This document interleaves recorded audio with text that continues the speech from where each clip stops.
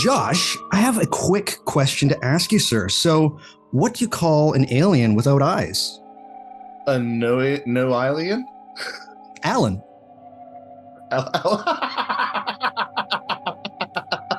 Okay, that was good. I'm going to use that. I'm going to steal that. All yours. Alan. In fact, I'm actually writing it down. That's Perfect. how much I like that joke. Oh, man, that's only the second time that's happened, so I appreciate it, man. Hello, everybody. Welcome to What Magic Is. This is a podcast about magic, the occult, the esoteric, the paranormal, the supernatural, and the weird. Those last three, paranormal, supernatural, and the weird. A lot of people have said, like, Doug, you do a lot of talking about the magic. You do a lot of talking about the occult, the paranormal, and the supernatural, and the weird. When are they going to be accounted for? Because you do touch on them a little bit, but you don't really put them out in the spotlight too much. Well, for one, I was trying to find a proper vector into how to get the paranormal and the supernatural out there. Because when we think about paranormal and supernatural, a lot of people will think about aliens and ghosts. I'm just going to say it. So it took until the Fistful of Fairies series in which I decided, you know what? This might actually be the best way of opening the door on this whole UFOs and aliens thing. And so that is what the third finger in this Fistful of Fairies will be about. We're going to be talking about fairies, UFOs, and aliens. And my goodness, do we have a superstar of a person to talk to you about this. Our guest is an author as well as a classically trained musician. And from every person I've talked to, apparently the nicest man in America. His books are some of the most stunning I've read in the last decade, hell, in my entire life. Some of these would be Where the Footprint Ends, High Strangeness and the Bigfoot Phenomena, as well as A Trojan Feast, as well as Thieves in the Night, as well as another book, which I will talk about in the next few seconds here. But he's also a classically trained musician, and his weapon of choice is the tuba. His accomplishments with the tuba are both varied and spectacular. A performer as well as a composer. Today we are talking with a true Renaissance man, Mr. Joshua Cutchin. Josh, how are you? Thank you so much for being here. I'm doing fantastic. That's all the ego fodder that I need for the week. I hang up my towel for the rest of the week. Too bad, because here's more. I'm just going to bury you in effusive praise. And this is something that I don't normally do on this show. I do this very rarely, but I think in this instance, I really have to. Josh wrote a book called Ecology of Souls, and it's in 2 volumes. And this book is maybe one of the greatest things I've ever read. And so my podcast is about getting right in there, getting and talking about the topics. It's not too much personality based or book based, like what's the newest book out? I'm going to have that person on my show. But I think that this is an incredibly important work that Josh put out here. It's 2 books plus a companion book that lists all of the references that Josh uses. So Ecology of Souls, subtitle is A New Mythology of Death and the Paranormal. Listener, if you are interested in death, UFOs, fairies, monuments, folklore, mythology, if you're interested in any of the things that I am, please go and grab this book right now. And I mean that. This is an incredibly important work. And Josh has basically written a book. And I was just saying this to him before we started recording. He's written a book that I've waited my entire life for. And this is it. It is an incredible work. Josh, before we get on to the aliens and the fairies, man, I have to ask, why this book and what made you want to write this? So my primary mentor in this, you go through. You've got your teachers as a musician, and you've got the people that you sort of emulate in this, that sort of show you the ropes. And if I have a mentor in this, it's Greg Bishop, who runs Radio Mysterioso and wrote Project Beta. And one of the things that Greg is quite fond of is shining a spotlight on things that don't receive enough attention. And I feel like this is something that has sort of wound its way through a lot of the UFO literature, but no one ever really seems to want to touch it. Right. And that's sort of like, I'm not sure if I'm really doing anything in any of my books that is really remarkable so much as I'm just saying, hey, look, that thing that you mentioned, like in a paragraph, and then move on. Like, let's expand that out. Let's pull it apart. Let's see what sort of depth there might be to that topic. And the death connection was certainly one of those. And then now here's my pat answer that I give on all the other podcasts, which is there were a couple things that always stuck in my mind. The first of which, and probably the most famous of which, is in the wake of Communion, Whitley Strieber, probably the world's most famous alien abductee. I get the impression, I've never really pressed him on this, but I get the impression that he sort of tasked his wife, Anne, with being his personal assistant, reading a bunch of the correspondence he was getting from other experiencers and sort of trying to collate a vague idea of what was going on. A lot of those bits of correspondence are now housed at the Fondren Library at Rice University in Houston. And he remembers distinctly, in fact, he's mentioned it in several of his follow-up books, this observation that Anne had made, which was, this has something to do with what we call death. And I just love that statement, because what we call death is such a great way to put it. And it's so insightful. So there's that. Not inconsequential. Like, what does that even mean? Then you have two other things that always sort of bugged me. Three other things, I guess. The first is that, according to some eyewitness reports, people see dead loved ones aboard what they perceive as extraterrestrial craft. Yeah. What is my chocolate doing in my peanut butter? It's like these two things. Why is it all mixed up? But you can't escape it.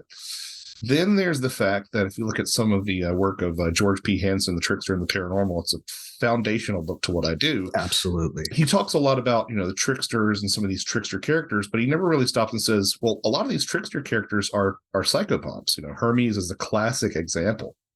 And psychopomps are these figures who are charged with escorting the living to the afterlife. And then lastly, but not by any means the least consequential, is the comparisons that Jacques Vallée drew in Passport to Magonia, his seminal 1969 work that I think handily demonstrated the connection between UFO experiences, at least in the modern era, and a lot of these little people myths and legends, particularly of Western Europe, but you can find those similar legends everywhere. And great job. I have nothing bad to say about that book, except for the fact that there's something sort of left on the table in that, which, as I always like to put it, like what would a Passport to Magonia in 1300 look like? If in 1969 it says, hey, these UFOs look a lot like the fairy stuff, if Passport to Magonia had been written in the medieval era, it would have said, hey, these fairies look a lot like the way that we talk about the dead. Right. And to the reductionist skeptic, it's just saying that oh, well, we assign the same suite of attributes to all sorts of paranormal creatures. And I believe that there's an objective reality to this stuff, but I do sympathize with that observation. But at the same time, like, that's just by the transitive property, the dead to fairies to UFOs, it really suggests that there might be a connection here. So I said, okay, I'll write a book, a small book. A book just on the UFO topic, and you start peeling that apart, and it became apparent that I had one of two paths ahead of me, which was I can either start writing about UFOs and have to digress endlessly to these older, soul traditions, as I call them, or you can just provide the background and then move on to the UFO stuff. And I think, some people might get a little bit bogged down in the first book. It was never intended to be two books, solely split apart because it's, so massive. But some people might get bogged down in the first book, but I think it's really essential to be able to reference those things once we start talking about UFOs and not have to explain concepts like polypsychism or the wandering soul or any of these other ideas. And, there's plenty of UFO stuff in the first book. And, so I hope, hopefully I strung people along happily enough. But what surprised me, and this led to the incredibly pretentious subtitle of a new mythology of death and the paranormal, because I'm like, first I thought I'd play with that idea, and I'm like, that's just way too much. That's sniffing your own farts a little bit too much. But it really did become a mythology in the sense that it became really all encompassing, and I never anticipated it having the degree of explicative power that the Ecology of Souls model does. I'm not saying it's objectively accurate, but I am saying that you can sort of make sense of a lot of outliers that had always befuddled me using this lens of death. For example, one of my favorite things that I never knew what to do with were these stories of people who said that they saw a UFO that turned into a bird. Like right. That's call the men in the white coats, right? I mean, I don't know what to do with that, but at the same time, this very rational people would say these things. My editor, Barbara Fisher, whom I love dearly, had an experience just like that, actually, kind of like that. Her mother saw a bird and she saw a UFO. what do you do with that? And, the sort of tried and true answers of the ufologists are like really elaborate Rube Goldbergs of screen memories and all this stuff. But then you say, oh, well, if you can view the UFO as sort of an externalized version of the soul, which is an idea that Carl Jung put forth in his essay on flying saucers, then you can look at that bird as a symbol of the soul as well, which is like, we talk about universals, but that's truly a universal idea of the soul being represented by the bird. So there's at least a consistency there that kind of gives you an idea as to what might be going on, even if it's not literally what's happening. So that was a super long answer. No, I love it. The first book is the real meat and potatoes for me. That's the stuff. Like the UFO is, I think, an emergent phenomena of all of the things you table in the first book. And you put it so wonderfully. And I will just say this, when people pick the book up, it's not that this book gives you answers, it gives you more questions, but the questions are far more clear. And they have never been more clear than in this book. And it is really quite a stunning work. And I want everybody, please, to grab it. So that's my pitch. Everybody, if you haven't clicked on the buy button, you will by the end of this episode. Josh, let's jump into fairies, UFOs, and aliens, because you talk a ton about fairies within Ecology of Souls. That is a wonderful thing. And when I read it and I announced my Fistful of Fairies series, I was like, I have to get Josh on for this because there's so much to go on here. But I have to ask you this question before we get started. I'm going to start this episode the same way that I've started like the last episode. Is there something which folks keep in mind as we make our way through this somewhat controversial topic? Because people do have opinions about aliens and UFOs, and it gets really murky. Is there something that you want people to think about before we dive into everything? Well, I suppose that people's ideas are really formed by two things, right? They're informed by authorities telling them what these phenomena are, and they're informed by personal experience. Now, I'm not about to sit here and refute your personal experience. I would ask you to bear in mind the words of Emanuel Swedenborg, who said, the spirits lie. Like, that's just what they do. Like, everything that you get from them, take it with a grain of salt. So yeah, bear that in mind. If you're an experiencer, you may well have had a prophecy that the world was going to end in 2015. I think we're all still here. I don't know. There's an argument to be made otherwise, but I think we're all still here. So there seems to be a level of deception at play in these phenomena that I don't think you can overlook from the angle of personal experience. So just bear that in mind. As far as from what, the authorities are saying from on high about what these things are, authority structures lie. They always do. They historically have. That's what it really is. And even beyond that, like, there might be some people who genuinely believe that, for example, UFOs are extraterrestrial spacecraft. But at the end of the day, that's all that we can say. That's what they believe. That's what they say. Yeah. And of course, we're living in a post-truth world, right? Like, the American president could come out with, like, this is Ambassador Zorglax from the Calfaxian, Confederation, and he's here to, and half the country would say, wow, it's true, and half the country would say it's not. And I'm sure we're seeing this everywhere. So I'm sure that the same story applies in Canada. Correct. So I really don't know if there's ever going to be an answer to these things. I'm always sort of skeptical of that. But anyway, I guess that would be my thing, is to just take an open mind. And I think at the end of the day, if Ecology of Souls doesn't make a case for something besides the extraterrestrial hypothesis, it at least says, okay, well, these aliens are at least appropriating a lot of this imagery that we've seen that has been with us arguably since we first had a spiritual impulse. So that's the alien side of things. The fairy side of things, it's even a little bit more contentious in a lot of ways, because people have these ideas that have been influenced by pop culture, which are just simply not based in fact. And if you look at, like, a lot of, I have this saying that I've been using recently, which is like, all of the way that we think about the paranormal in the West is just James Shelby Downard and Theosophy. Like, that's all it is, over and over again. You dropped a James Shelby Downer reference, man. Nobody knows about. But I mean, so like he has influenced so much of the conspiracy thinking, and Theosophy its tentacles are everywhere. Yes, and there are some good things you can say about Theosophy. There's plenty of bad things you can say about Theosophy and some of the people who took up that banner. But you have to have an awareness of the fact that things like seances and mediumship, arguably the UFO mythos when it first began, and the 50s, a lot of those early contactees were avowed theosophists, but especially the fairy question is completely influenced by Theosophy, which can be traced back to Steiner, who was picking up on stuff from Paracelsus. So if you actually look to the each of our ancestors' earliest interaction with reality, the way that they thought of little people was very different than the way we think of them today. They didn't think of them as elementals. Yes, they assisted in growth, but so did things like ancestors, So try to divorce that from your thinking on fairies as well. Yeah. Definitely. That's a great answer. So, as I mentioned at the beginning of this show, I haven't really talked about UFOs, abductions, or aliens in any detail, huge detail on my podcast. Super glad that we're going to get a chance to do so with this fairies one.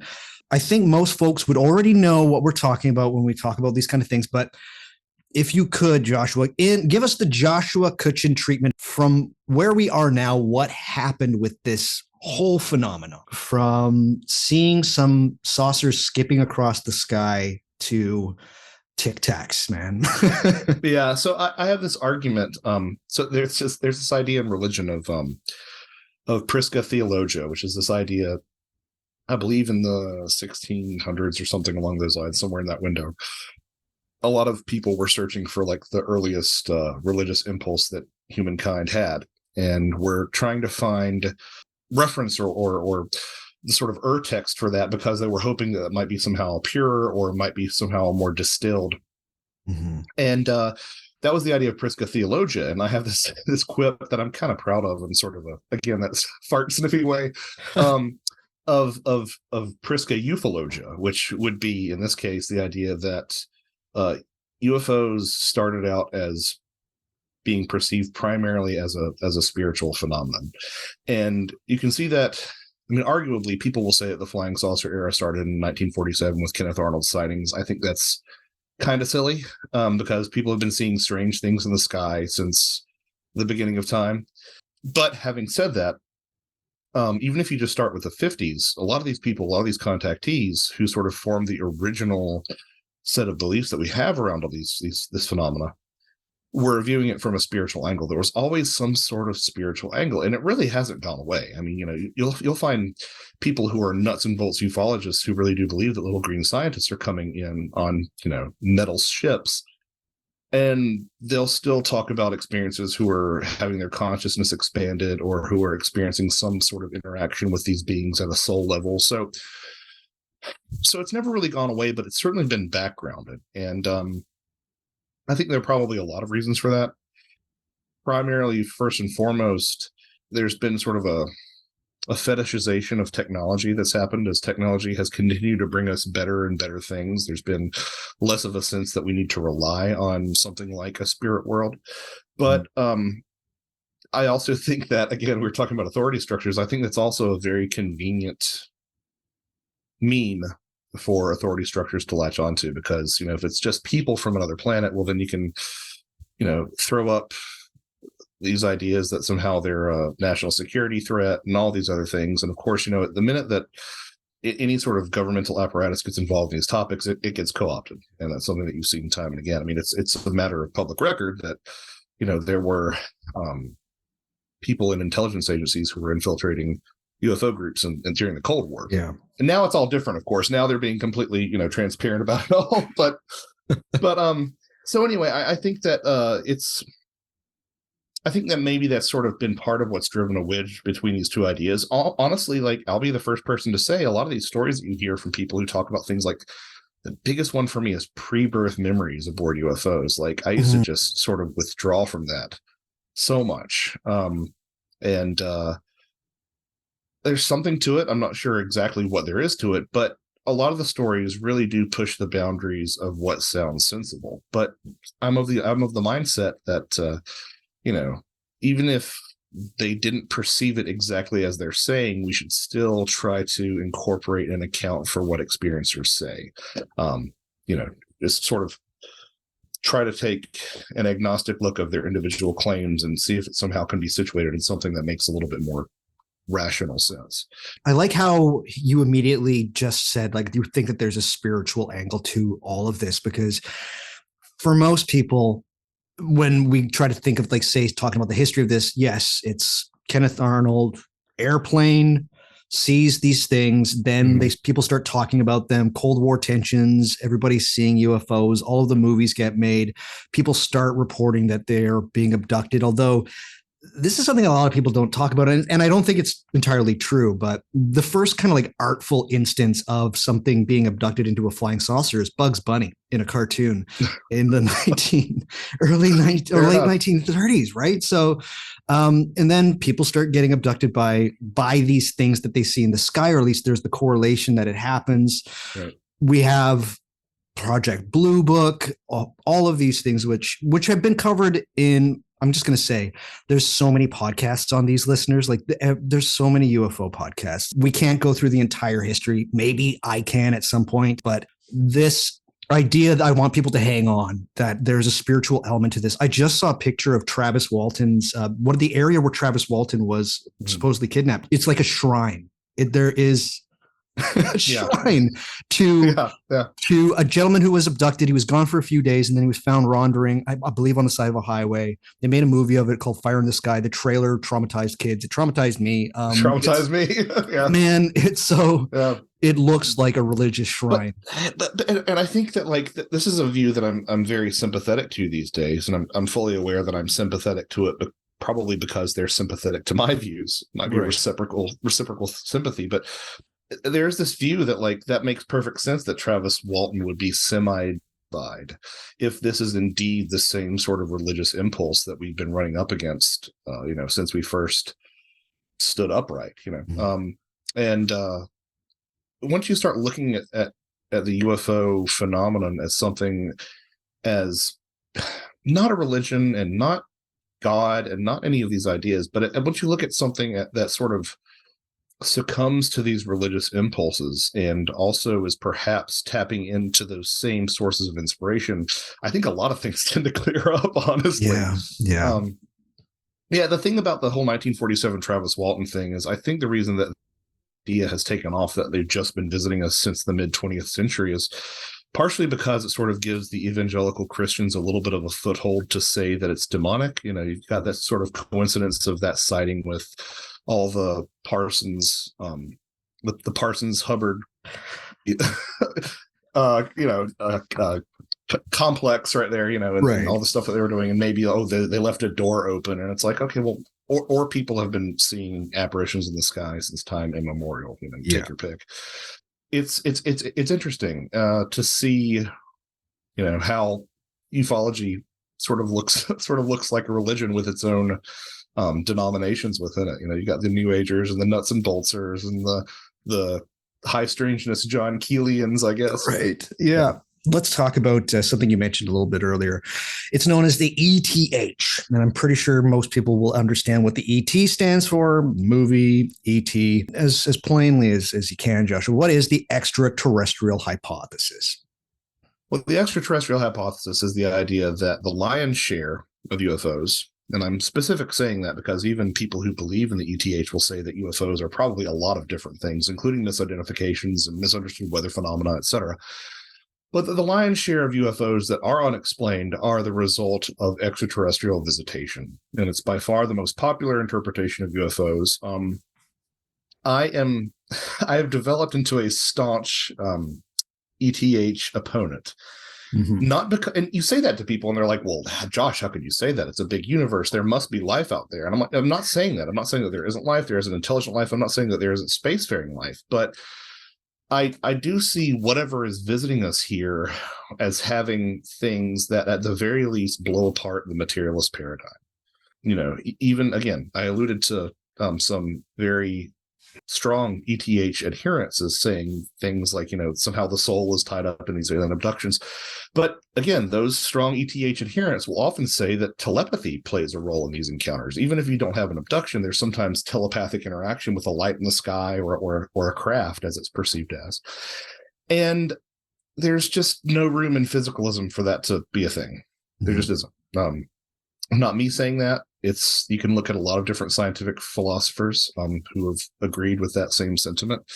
So once you take that into consideration with a lot of the high strangeness that happens, with the fact that people see their dead loved ones, with the fact that nobody talks about this, abductees have an unprecedented amount of poltergeist activity in their lives following their experiences. Yeah. Electronics fail. They have items fly off the walls or off the shelves. They'll hear raps in their houses, they'll hear voices in their houses, things that we would associate with a haunting follow in the wake of an alien abduction. I don't know we would expect little green scientists to be doing that. And, there'll be backflips from the ETH establishment that say things like, oh, well, their technology is so advanced. They'll throw out that Arthur C. Clarkeism. And they'll say all sorts of things like, oh, they're so evolved that they've harnessed these abilities. But I'm like, okay, but at the end of the day, we can only sort of go with what we know here on this planet. And I just see too many similarities between these other contact modalities, by which I mean fairy experiences, near-death experiences, shamanic initiation, even some cryptid encounters. I just see too many similarities for these things not to be related somehow. And as I'm quite fond of saying, I'm not claiming that it's a circle, but damn if it ain't a Venn diagram with a lot of overlap. Absolutely. Yeah. So that's sort of the extraterrestrial hypothesis, but there are even things that I see too many outliers to make me buy into that. Things that people don't really address, but like a craft that looks like it's the size of an SUV, and you go inside and it's this cavernous space inside, and they're like, oh, well, the ETs are manipulating time and space. I'm like, or you could look at, these other ideas that the entirety of fairyland resided within a hill. It's the same idea. You go in and it becomes, the space becomes expansive, because whenever you cross that threshold, time and space makes no meaning. Has no meaning. It's not a product of technology. It's just it's baked into what these things are. Yeah. And again, at the end of the day, like, ideas other than the ETH are not popular. So I kind of like to platform them and say, hey, can you take a look at this stuff over here? Because it's I think equally compelling, but it does ask you to tread into even more uncomfortable territory. I have to ask, and no doubt you've been asked on other podcasts, but have you ever seen a UFO? No.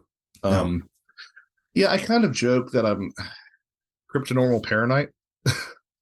Sorry, cryptonormal paranoid, paranormal kryptonite. Maybe that's a funny paranormal kryptonite. Cryptonormal paranoid. That's a name for good name for a band. I love it. No, I've my experiences, you can fit inside a thimble. I've had some decently dramatic ghost stuff. I've had maybe Bigfoot stuff, but I have never seen anything in the sky that looks like a UFO.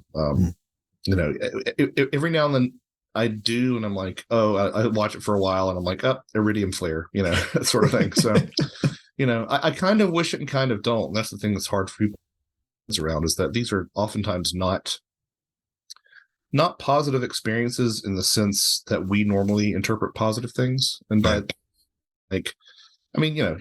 you're into occultism, what that looks like. Your life gets torn apart and it gets built back better in a different way, but like, it's still, when you're going through it, it's not a pleasant experience. So, that's part of the reason that I always have this impulse whenever I'm at a paranormal site or a site of paranormal pilgrimage. And this past September, I was at the TNT area where a lot of those Mothman sightings happened. Okay, cool. And one of the igloos was imploded because some people had set off some fireworks in it at some point, and there was just a little chunk of rock. I'm like, I could take that chunk of rock and it could sit over here on my shelf, and it could just be inspirational, and maybe I'd get to have some activity in my house. Right. And then I have that moment, I'm like, yeah, but the way these things work, like, I can handle a ghost in my house or a cryptid in my window, but I can't handle loved ones getting cancer and financial ruin and stuff like that. I'm like, that's the way these things work. Right. So yeah.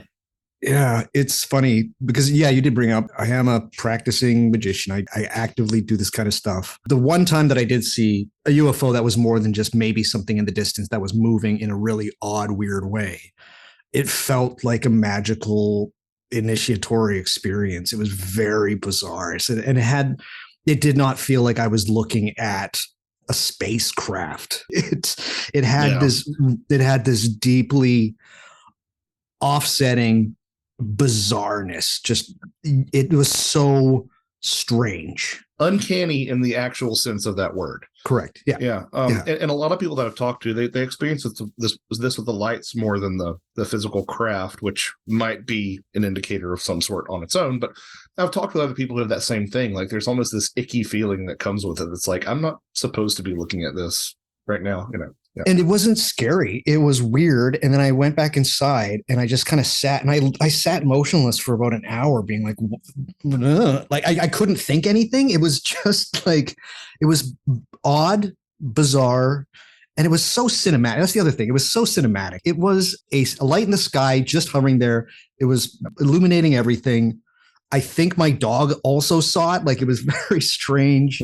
I used to live in a place that was out in the rural, out in the woods. I was in the forest, where our house was in the forest. And yeah, it was so cinematic. And it was just the strangest thing. It completely upset a whole bunch of stuff. And it was the thing that I wished for. I love UFOs. I had books on them. I loved it. And then when it finally happened, it was like, it's such a bizarre thing. It wasn't what I was expecting. And it was, which is why I think this whole idea of fairies is interesting, because when people talk about fairy experiences, they talk about just like the differentness of the experience itself, and just how it kind of like, just, it's there for a bit and then it goes away. Yeah. And it's, it has a lot of those things that we've now accepted as hallmarks of the phenomenon, right? I mean, the sort of playful prankishness, and don't want to put too fine a point on it, but like almost the irrelevancy. You know what I mean? Like, it's just a thing. It just happens, Yeah. But that's why I suppose I've been so attracted to the fairy folklore. It seems to encompass so many different things. And I don't think that, again, this is one of my trademarks, but I don't think that the UFO mask is an accurate way to describe this phenomenon. And I don't think that the fairy label is accurate either. I think these are culture dependent, but I do think they're sort of both grasping at the same thing, which may well be an attempt to interpret our relationship with the ancestors or the dead, or any number of things. Definitely. Yeah. Let's talk a little bit about the history of this comparativism that you do so well in Ecology of Souls. It's Jeffrey Kripal-esque, beautiful comparativism. And I if I could blend it up and drink it in a milkshake every morning, I would. But who were some of the first figures to look at the nascent phenomena of UFOs and visitors and draw a parallel between them and fairies?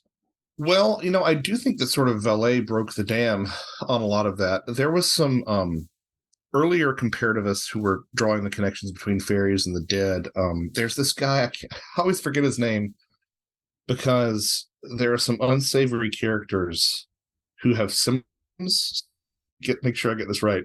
I believe his name it's Lewis Spence. Lewis Spence, who for some reason I get confused with Jeffrey Rentz and Lewis Spencer, or so. Anyway, Lewis Spence, not a white supremacist, thank God. No. That I'm aware of. He was someone who sort of did the fairy dead comparison to the nth degree, and Catherine Briggs was doing a little bit of that.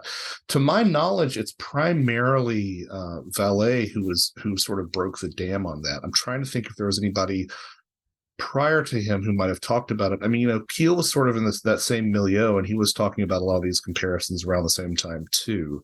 But I really don't think it was until like the mid-20th century that people would even sort of bring these things together. Part of this is a problem that I have with ufology in general, is that we do have a problem with there not being enough people of color involved in the field of ufology. And I think the primary reason for that is because of the ETH. When you start talking about these things in ways that other cultures wouldn't conceptualize them as, you sort of shut them out of the discussion, right? Yeah. And to that end, like that's why I prefer a more flexible approach to these topics, because I do think it's a little bit more inclusive. And I think that, even though they were primarily talking about European folklore, Keel and Valet, when they were doing it, if they just dug a little bit further, they would have seen similarities between these phenomena and, other folklores throughout the world. I mean, one of the things that surprises me to no end is the level of agreement that the Cherokee Nonehi have with the Western, European fairy folk, to the extent that, like, I look at some of these stories which involve missing time and, mounds that float up off the ground, and child abduction, all these things. I'm looking at it and I'm saying either this is a smoking gun or there's cultural contamination from the ethnographer who was involved, right? And you can't rule that out. But at the same time, you go to, sub-Saharan Africa and you'll find the same beliefs. I mean, so I think that there's sort of a gold mine waiting amongst some of these other cultures that we have only barely started to tap into. But I think it does speak to the resiliency of Vallée and Keel's work that they could have gone to those places or gone to those bodies of belief and have seen the same reflection. A text that you mentioned earlier, which was Passport to Magonia, written by Jacques Vallée, a Frenchman who is still with us, still alive as the recording of this in March of 2023. He's getting up there in age. A crazy figure. I don't know if folks have seen the film Close Encounters of the Third Kind. The French film director himself, Francois Truffaut, plays a character very much like Jacques Vallée. No doubt if UFOs are familiar to you, you will know this person that we were talking about. But yes, can you tell us a little bit about how important this book, Passport to Magonia, was to not just the study of UFOs, but to folklore in general?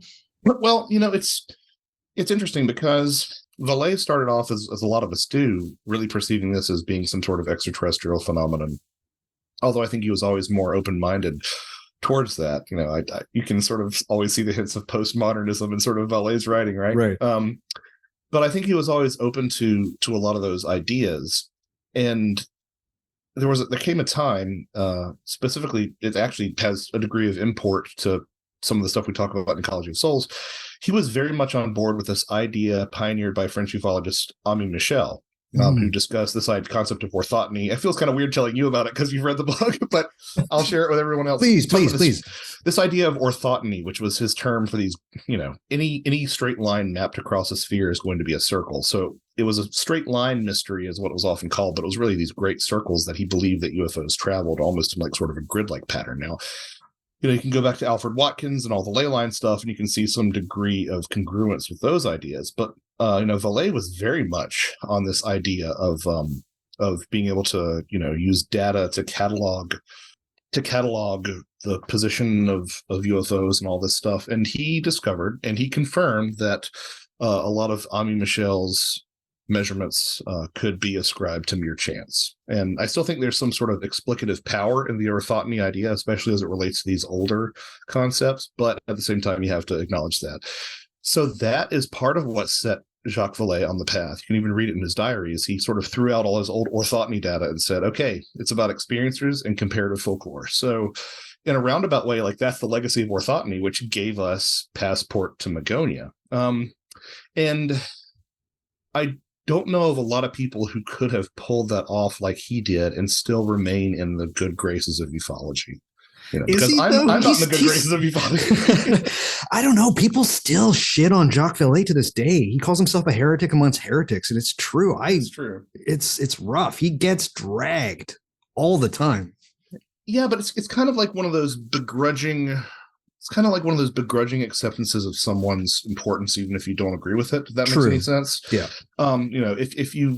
If you've got even a nuts and bolts or to mention the top 10 most influential or important ufologists, Vallée's going to be in there, right? Correct. So even if they don't agree with them, they have to sort of admit that he, has enough contributions that align with their interests that he should be included. Right. So yeah, obviously I wasn't around then, but everybody who I've talked to at the time, it was something of a bombshell to come across the community. And I mean, it just, for me, looking back in retrospect, it looks like a watershed moment that sort of, dare I say, legitimized some of these more esoteric views on the phenomenon, because, this is 69. I mean, it's not that far from the Arnold sighting. No. It's as far from the Arnold sighting as we are to like the Matrix or the Phantom Menace or something. Exactly. I mean? Which is sobering, sitting here at 38 almost. But anyway, this was the era of McDonald and Kehoe and all these people who are like talking about visitors from other planets. And here comes along this book that's saying, maybe there's something that is a little bit more. I mean, saying fairies are spiritual is kind of weird to a lot of people, but I mean that's the only paradigm in which they work, right? And to, again, kudos for his courage and being willing to sort of broach that topic, because I feel like there's more awareness of there was more of an awareness of fairies not being cute today. At the time in 69, like I can't imagine that was anything but stronger, right? Right. As an interesting aside, I found this to be really fascinating. Simon Young, who is sort of one of the world's preeminent fairy scholars, believe it or not, folks, there are things like that. He has compiled a wonderful, essential resource that's the Fairy Census, that's documenting modern sightings of fairies. And I've heard through some friends, he's been compiling sort of a follow-up to that as he goes along.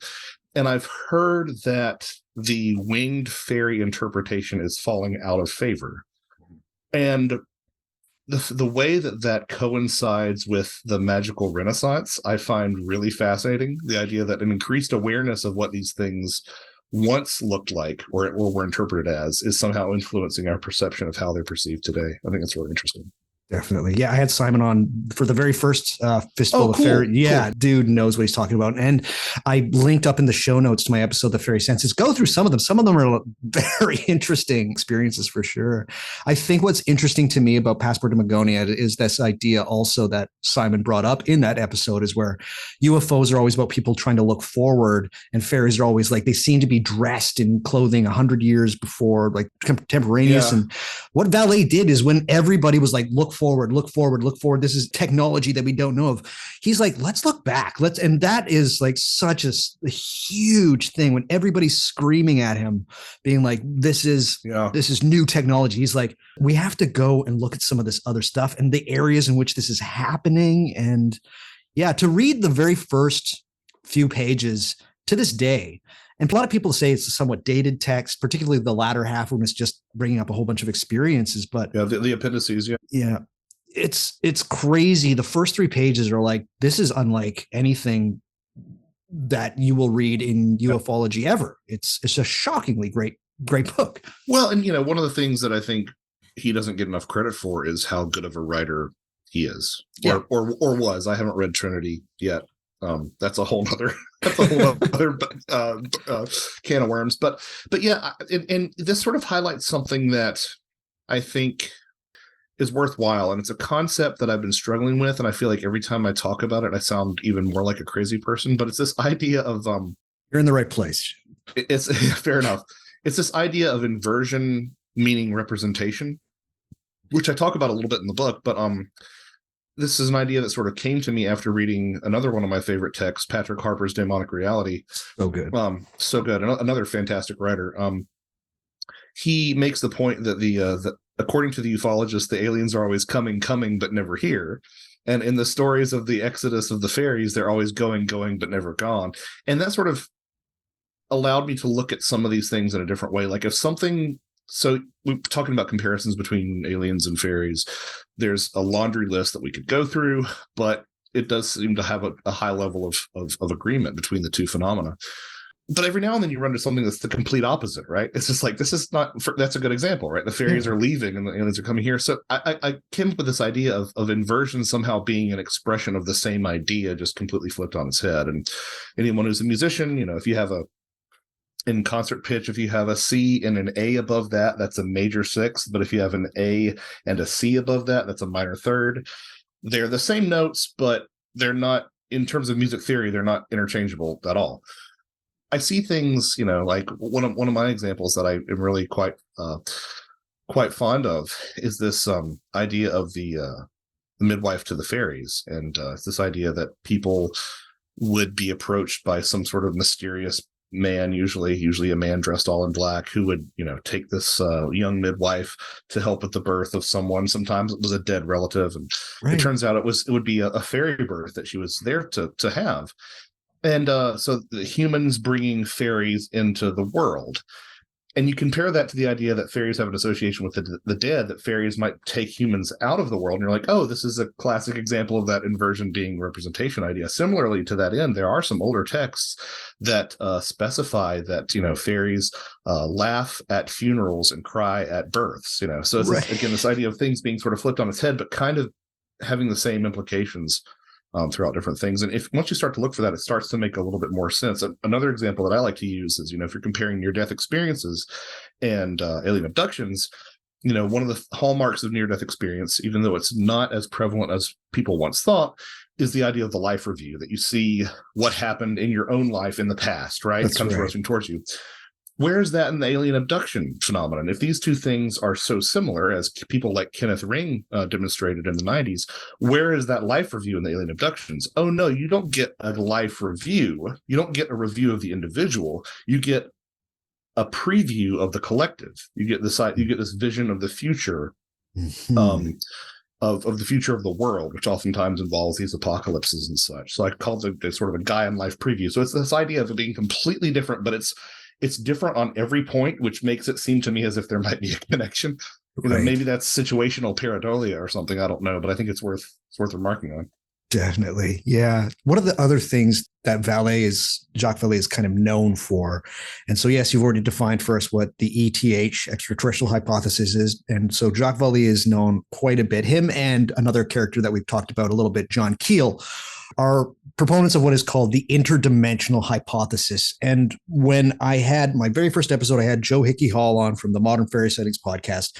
She began. Oh, she's lovely. She's the best. She's the absolute best. And she was talking about how she thinks fairies they have something to do with dimensions. They're multidimensional. So what is, when looking at, let's stick with aliens for this one, but what is the interdimensional hypothesis, Joshua?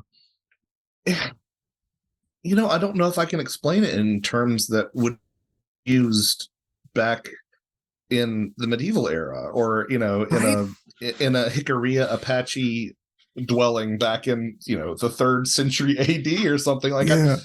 It's an otherworld hypothesis, really, right? And that's really what it is. It's this idea that there is some sort of spirit realm that's imbricated upon our own landscape, and that's my biggest problem with the term, sort of dimensional hypothesis or interdimensional hypothesis, is because I don't think that. I'm certainly not saying that I'm capable of conceptualizing it, but I don't think a lot of people who use that sort of language have fully conceptualized the idea of a dimension. Like if you read Flatland, like the finger comes down and touches the paper and it looks like a circle. It was right.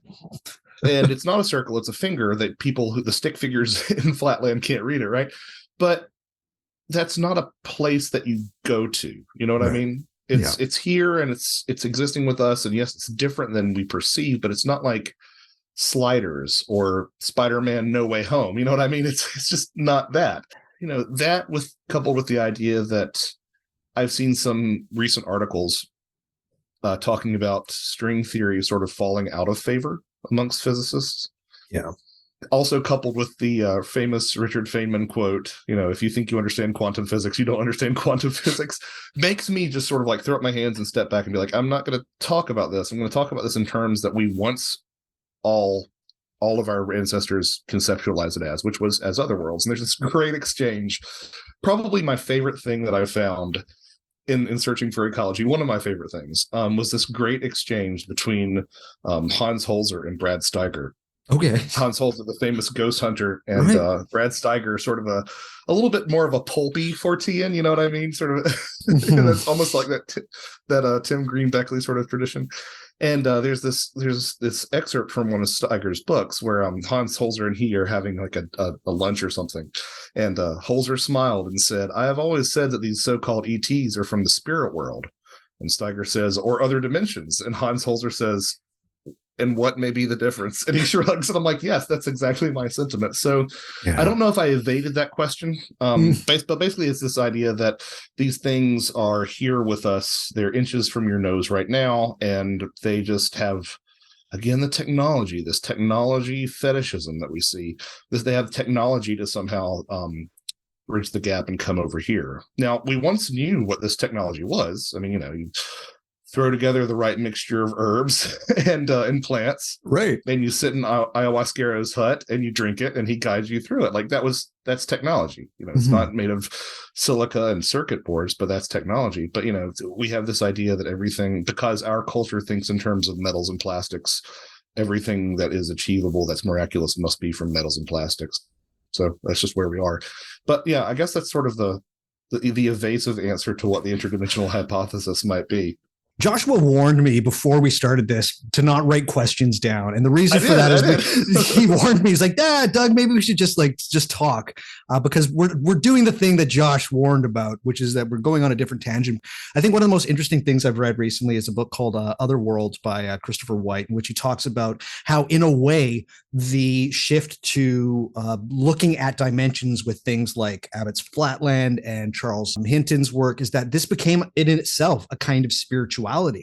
So now that we have like Jacques Vallée and others being like, well, let's bring in a bit of this dimensionism to this phenomena itself as well. It's like, well, there's even more, another bigger spiritual element to this as well.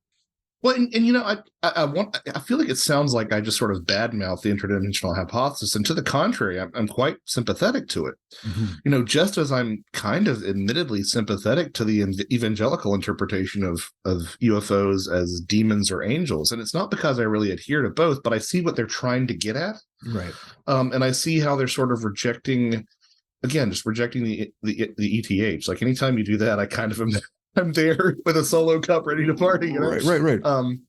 But I'm not necessarily tossing it out because I think it's a little bit closer to what I perceive as the phenomenon being. But yeah, I think that spiritual impulse just lingers. And, I feel like in recent years, we've talked a lot about how people fill that spiritual void, even if they don't realize it. But, I do think, to pick one of the less controversial examples, like even something like a purely atheist perspective is a reincarnative perspective. This whole "we are stardust" things that the atheists love to say, and like, well, you're espousing a reincarnation perspective, and it's not. They may be right. I myself am a Christian, which is, don't know how I wrote this book doing that, but I myself am a Christian, and I feel like there's value in what I believe, but like for maybe we are just stardust, but that's still a reincarnative perspective, and I think that it sort of shows this need to find greater meaning in a lot of these things. Definitely, yeah, and I think one of the major. When I mentioned that Ecology of Souls was a book where it provides more questions, but the questions are more clear. They're clear. You have a statement in your book, and I want to hang with it for a little bit. You answered it a little bit, but I want to hang with it a bit more. And it goes like this: where the dead appear, so do fairies. Where fairies appear, so do extraterrestrials. What do you mean about this? Well, there are some examples that you can find. There's this thing that we are uncomfortable with as researchers, right? Where we'll get someone who comes to us and we're really into UFOs, and we hear this really harrowing UFO account, and we're like, that's great, do I have your permission to write about it? Okay, cool, thank you so much. Yeah, I'll leave your name out. And then the person will say something like, and can I tell you about the pixie in my garden? And it's like, okay, well, I believe you when you said this, am I supposed to believe you with that? I think those two things are that's one example of what I mean by that. The other thing that I mean by that is that, again, there is a problem with the term fairy in the way that we throw it about, because it was once used in the same way that we use paranormal today, I think. Yeah. Anything that was beyond explanation was deemed to be fairy or of fairy, etc. So I think it's interesting the way that same language has been used for aliens now, right? Like anytime something is strange, like there's an orb. You remember somebody was putting up these monuments all around the US, like they're just like dropping these monuments in these strange places, like these. And of course, the first thing that people jump to is, oh, it must have been aliens. So like, okay, well, that's still scratching the fairy itch. You know what I mean? Right. Or another great example. Did you see this? There was this Netflix series called, I think it was Katla. No. It was about these. I'm trying to remember what the strangest part of. I think it was about these doubles that were appearing everywhere. And anyway, spoilers for this series. I believe that's what it was. But anyway, I do remember the explanation. I don't remember what the bulk of the thing was, but I remember their explanation. And again, spoilers for that Icelandic series, I believe it was. The explanation was that there was a meteorite that fell. Okay. And of course, the tacit implication is that there's some sort of alien something on this meteorite that allows people to have doubles created of themselves. And I'm like, yeah, but that's a fairy explanation. Like you just throw out alien so that it can answer any of your plot holes, but you're still ascribing that some sort of same magical impulse to aliens where you once would have fairies. So that's another way to put it. And then, of course, there is an incidence of UFOs to appear around ancient monuments and sites that have this reputation as sort of being fairy areas. Glastonbury Tor is a great example of that in the UK, but also, basically any stone circle or things like that. So these things tend to congregate in the same areas, and it doesn't mean that they're related. But again, I think it would be. My co-author Tim Renner had this great thing. Has this great thing that he says whenever people push back against the UFO Bigfoot connection. And he says, look, it's rare to see a Bigfoot. It's rare to see a UFO. How many orders of magnitude rarer is it to see them together or within 20 minutes of each other or at different points in the same area, and for them to not be connected? Like, it just doesn't right. really seem to follow the hunch that one would have. Yeah. Yeah, definitely. And what's interesting, and we touched on it a little bit earlier when I had Simon and Joe on the podcast, is fairies and their ties to the dead, in particular. Even in my last episode with David Halpin, and these mounds, a lot of these times, these mounds, particularly in places like Ireland, but also that kind of, in a way, got transposed with the New World. We're going to say the New World of North America, right? I believe it was 85% of Indigenous First Nations culture in North America has little folk as part of their culture, right? That's the vast majority of them. Yeah, and it's something that, I've sort of griped a little bit about how these fields sort of gloss over Indigenous traditions. But I'm going to go ahead and take one moment here, and then I'm going to pivot to the Little People Mound Association and get on to that. I see this, it's a problem throughout all these disciplines, but I see it as being most problematic in cryptozoology, where they'll say, by Jove, these natives say that there's a large hairy primate in this area and that he comes and abducts their women at night. Oh, there must be a large hairy primate in this. Oh, what's that you say? You say that it can disappear? Well, these superstitious savages, they must just, the creature must jump behind a tree or into a ditch. And it's like, you're believing everything else that they're saying. Like, believe this part too. These are people who have lived in these areas since the beginning, whatever you want to call the beginning, like since 100,000 BC or however far back we're pushing human origins. But my point is, like, there's not they hear Indigenous people, but they don't listen to them. You know what I mean? They hear what they want. Yeah. So I'm sorry for that tirade. It's awesome. Loved it. But why little people? What does that mean? Why are there little people in Europe who are associated with the dead, and little people in the Americas who are associated with dead, and some vague correlations you can make between little people in Australia and the dead, and connections that you can clearly make in Africa? Why? That, to me, that implies one of three things, which is what a lot of, I think, is sort of undergirding a lot of my work that I do, is when you're dealing with these things. Because I very rarely try to vet the authenticity of a single case, because I don't think that's ever the point that I'm trying to make. The point that I'm trying to make is that you sort of paint the skeptics into a corner with these sort of literally universal motifs. One of three things has to be at play. Either there was a global civilization with cultural exchange to the degree that we do not recognize today, right? Or Jungian archetypes are a very real, tangible thing, which I think is miraculous in and of itself. Or there's an objective reality to these stories. Pick which one, but I think those are the only three examples that I can ever come up with. Pure coincidence doesn't really apply, I don't think. So there is this profound belief in the new world in some of these little people, and it's not as pronounced as in the old world, but there are connections to the dead. Again, I return to the Cherokee Nanahe, who also have an association with the mounds. Like, here in the Southeast, there's an association of earthworks that were oftentimes burial mounds, or at least had, burials within them, and little people. And, it's interesting. You can sort of look to, there have been some studies done, some surveys on how, Native Americans attribute the construction of these mounds, and the results are all over the map, but a not inconsequential number mentions their own ancestors or spiritual forces. So you have this. So I think this is sort of this is at least the way that I can sort of make sense of this in my head, is that these structures were indeed built by human beings. They look similar across the continent, not because there was some sort of there was some sort of master race going around building mounds. There wasn't a master race going around building pyramids. I think these structures arose much like the bow and arrow in respect of them just being formations that work. Right. Formations that work to sort of draw in these powers. And so these things are made by people for these spiritual purposes, perhaps for revering the dead.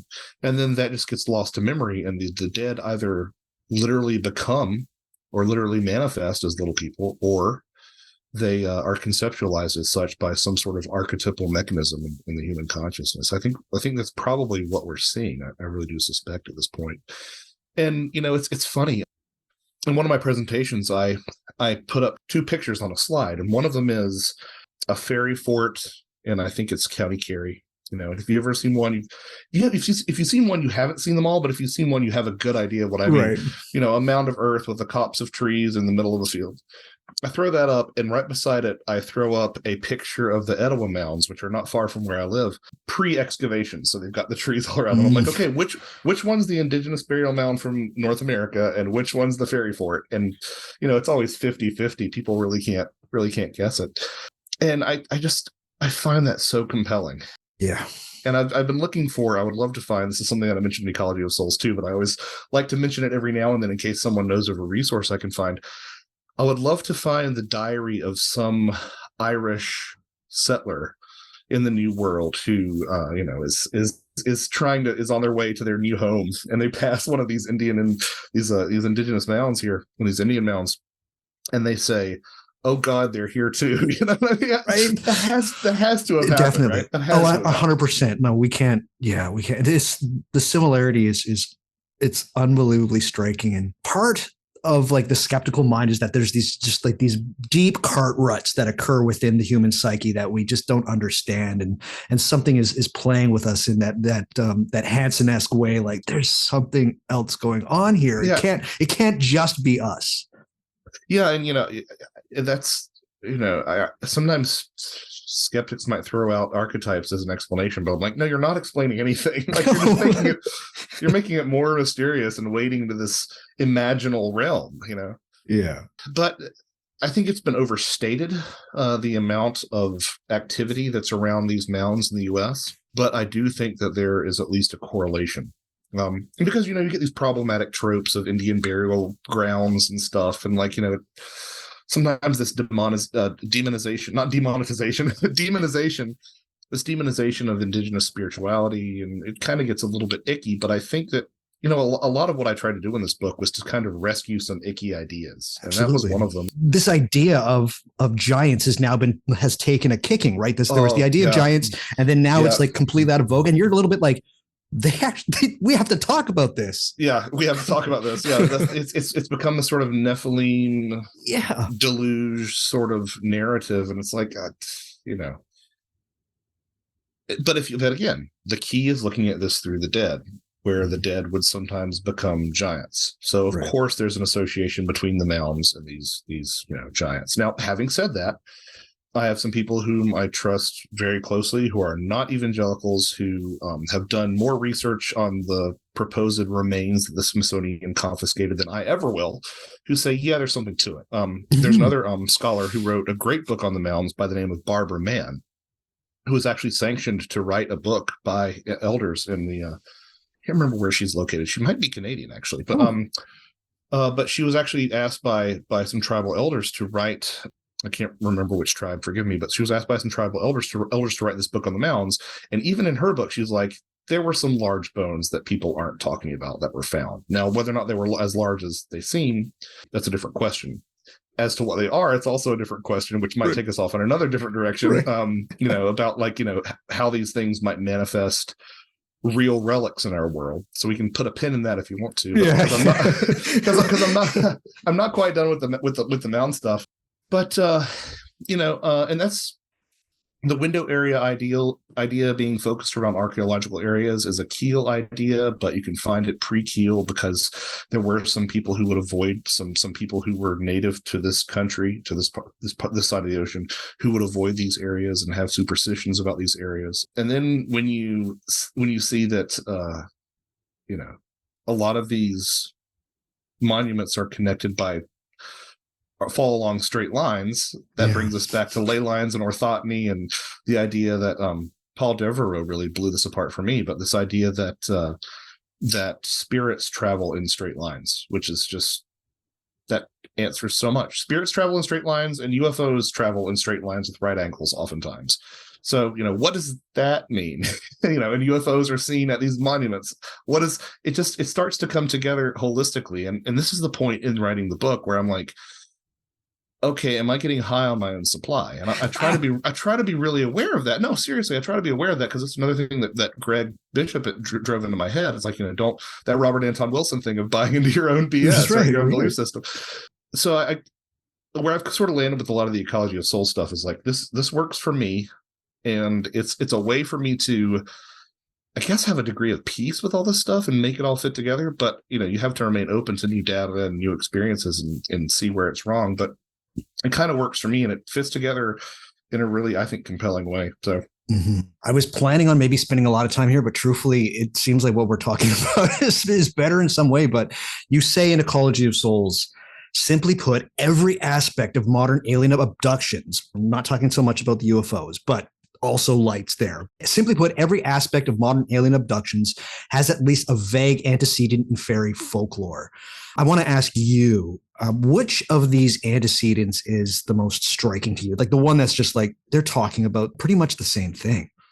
The one that blew my fucking mind was the fairy blast. Elf shot? No, well, it's a little bit different. So elf shot was, these little tiny arrowheads that were often Neolithic relics, kind of tied into this idea of being paralyzed at a distance by the Fae folk. Coincidentally, aliens will paralyze their... Anyway, people see where I'm going with that. But no, the fairy blast was really specific, and it was actually the moment. That was my moment where I was like, okay, I've got to stop saying it's pretty close. Like, I think this is a one-to-one comparison. And it ties into a broader set of beliefs that you can find around the world, which we'll go into here in a moment. But the fairy blast is this idea that if you offend one of the good folk, they might hit you with a blast of blustery air, leaving a blister. These words are all related. Right. And within that blister, if you cut it open, you'll find all sorts of detritus. You'll find, oftentimes little bits of rock or bone or feathers or all these different things. And I'm like, okay, well, we have these alien implants that abductees have cut out of them that are oftentimes revealed to be mundane things, sometimes a bit of ceramic maybe that got lodged under the skin and got calcification around it.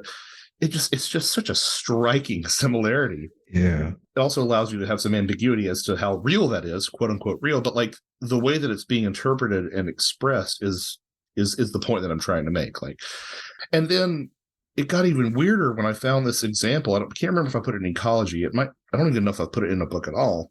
That there was an example of a fairy blast in Newfoundland where the wound was let, and out of it poured copious amounts of string. And my thoughts turned to Morgellons. Right. And, while remaining agnostic on the reality of Morgellons, people who experience it say that it manifests a lesion that has little fibers poking out of it. And some in the UFO community have adopted Morgellons as part of the set of symptoms that one might have after an alien abduction. So it's just, that to me is hyper specific. Yeah. To me is hyper specific. And then this was brought to my attention by Alison Jornlin, who authored an essay in the upcoming book on comparing fairy films. That's going to be out probably in the next month or so. Oh, nice. Is that if you look at this throughout a lot of indigenous belief systems, you can find that this is actually quite a widespread idea, especially among certain African peoples. There's this idea that a witch doctor or a black magic practitioner might actually, lob a spirit dart at you that might manifest in some sort of internalization of a foreign object. And sometimes, there are Western trained doctors I can't remember the country, forgive me, it's in the essay. But there are Western trained doctors in some of these African countries who have people coming to them complaining about these ailments and do remove foreign objects like, bits of metal and other things. So it seems to be, again, this expression that has more to do with the spirit world than it does this very anthropocentric idea of bagging and tagging wild animals to study, with tracking devices from your spaceship hovering above the earth. Right. So yeah, that to me was the one where I was like, okay, there are going to be some things that are going to be harder to find, like, the idea of an alien wearing a pointed red cap and a jerkin, right? Like, it's probably not in the literature. I'm sure there actually are. I remember Robert Anton Wilson brought an example up of an alien that appeared and looked exactly like a pointed hat. Well, there you go. Like, there you go. But like, there's always going to be something that even if you have to turn your head and squint, or you have to apply that inversion means representation rule, you will find some sort of aspect of one echoing the other. And that's a conclusion arrived at, not because I have answered every question, but because I've seen the question answered so many times that I have to assume that it will continue to yield results. Yeah, it's wonderful for folks, again, because you're all going to go buy Ecology of Souls. The second volume basically going through all of these antecedents about appearance, lights. It's stunning how much it just maps to the fairy phenomenon. The UFO/abduction, more so the abduction stuff, matches almost exactly and in every way to the fairy phenomena, and it's quite crazy. Something which you have been interested in and written an amazing book about, called Thieves in the Night, is this really sensitive topic that this makes people really uncomfortable, but it's there within the fairy stuff as well, which is child abductions. What's going on here with this stuff? Well, I look back on that book, and there's, again, as we were sort of talking about before we started, there's some stuff I would change about it now too. But there's this idea that these things, whatever they may be, vaguely let's call it spirit phenomena, have an interest in taking children. And what I find really interesting is that as the parameters of adulthood shifted, so did their focus. I think that's really interesting. Right. So, in the fairy faith, you would be an adult. And during the time that was widely believed, you would be an adult quite early, like, 13 or 14 or something, right? I think the legal age of marriage in Ireland in like the 19th century was around 16. So obviously you were, so the spectrum during which people could be taken by fairies was generally confined to that, younger side, from the moment you were born all the way up until, you were an adult. Although you could be taken, when you're 70, but like that was those were the most vulnerable years. And, as luck would have it, as our idea of adulthood got pushed further and further, it seems like the alien abduction phenomenon sort of shifted that window as well, where you don't see as many babies getting taken, but, young kids starting around, 5 or so might start to report these experiences. So the idea, I have this tendency where I like to find something that makes me uncomfortable, that I just want to dig into it and say, by the end of this book, Josh, you're going to have reconciled this and made some sort of sense of it, right? So a big part of the motivation behind Ecology of Souls were those pre-birth memory stories that I mentioned. They're just, I didn't know what to do with those for the longest time. They made me kind of uncomfortable, and I don't know why. Not like from an ideological perspective or a religious perspective, but it was just like, yeesh. So similarly, okay, Josh, you're saying that the fairy stuff looks like the alien stuff. Where does the hybrid program come in to the fairy literature? And so that was a big inspiration for it. That, and the fact that, although I think there's a new book coming out that's going to be sort of the definitive guide to medieval changelings, which I'm quite interested in.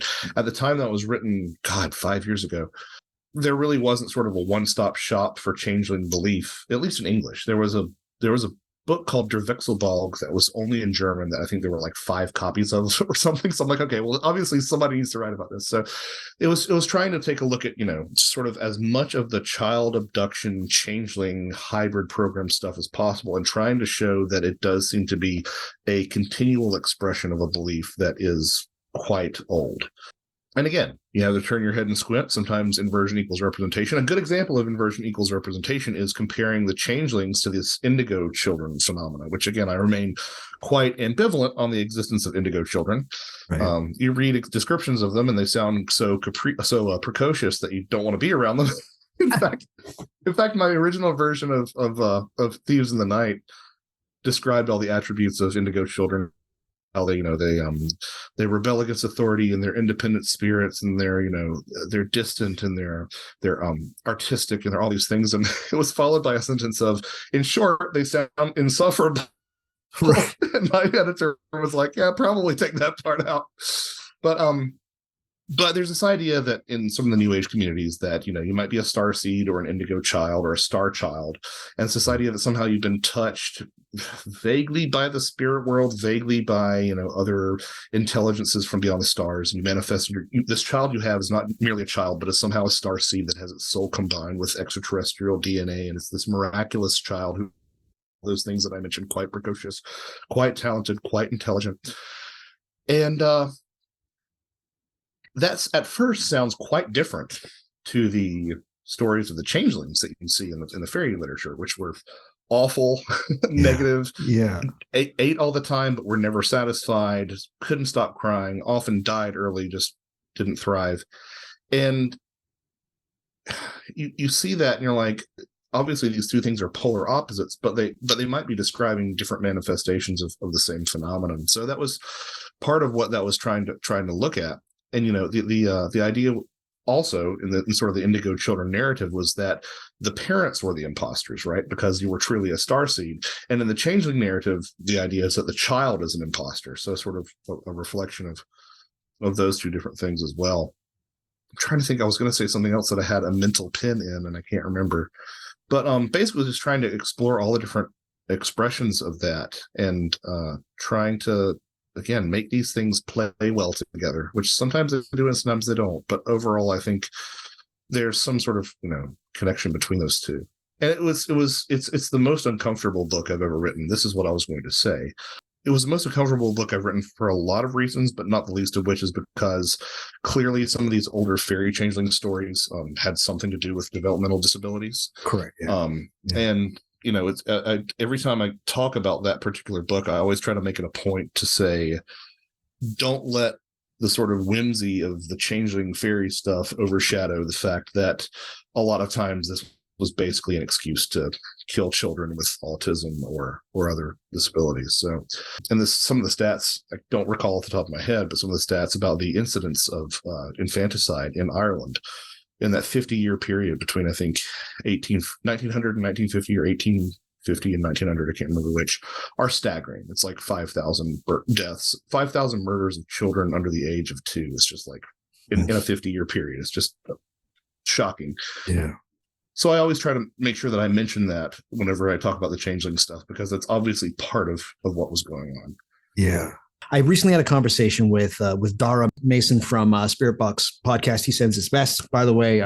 He actually loves. He's got a great book. He's got a great book coming out. He does have a great book coming out. We can't talk about it quite yet, but it has to do with something that was mentioned a little bit earlier. Anyways, he said something to me because we were talking. Again, I hope this doesn't mean that I'm giving away a private conversation, but I think this is something that is very fascinating. He said something that we don't talk about enough with the fairy stuff, which is a big part of the fairy, is the idea that there exists on the planet at all times people that are not completely human, and that the fairies are in some way responsible for this. And this has to go with this idea. And particularly if you go to YouTube or even some actual distributed documentaries, they're fairly lurid documentaries about this idea of hybrid human beings. I know you just talked about it a little bit. Is there anything else that we can extract from this idea and the comparisons to fairies?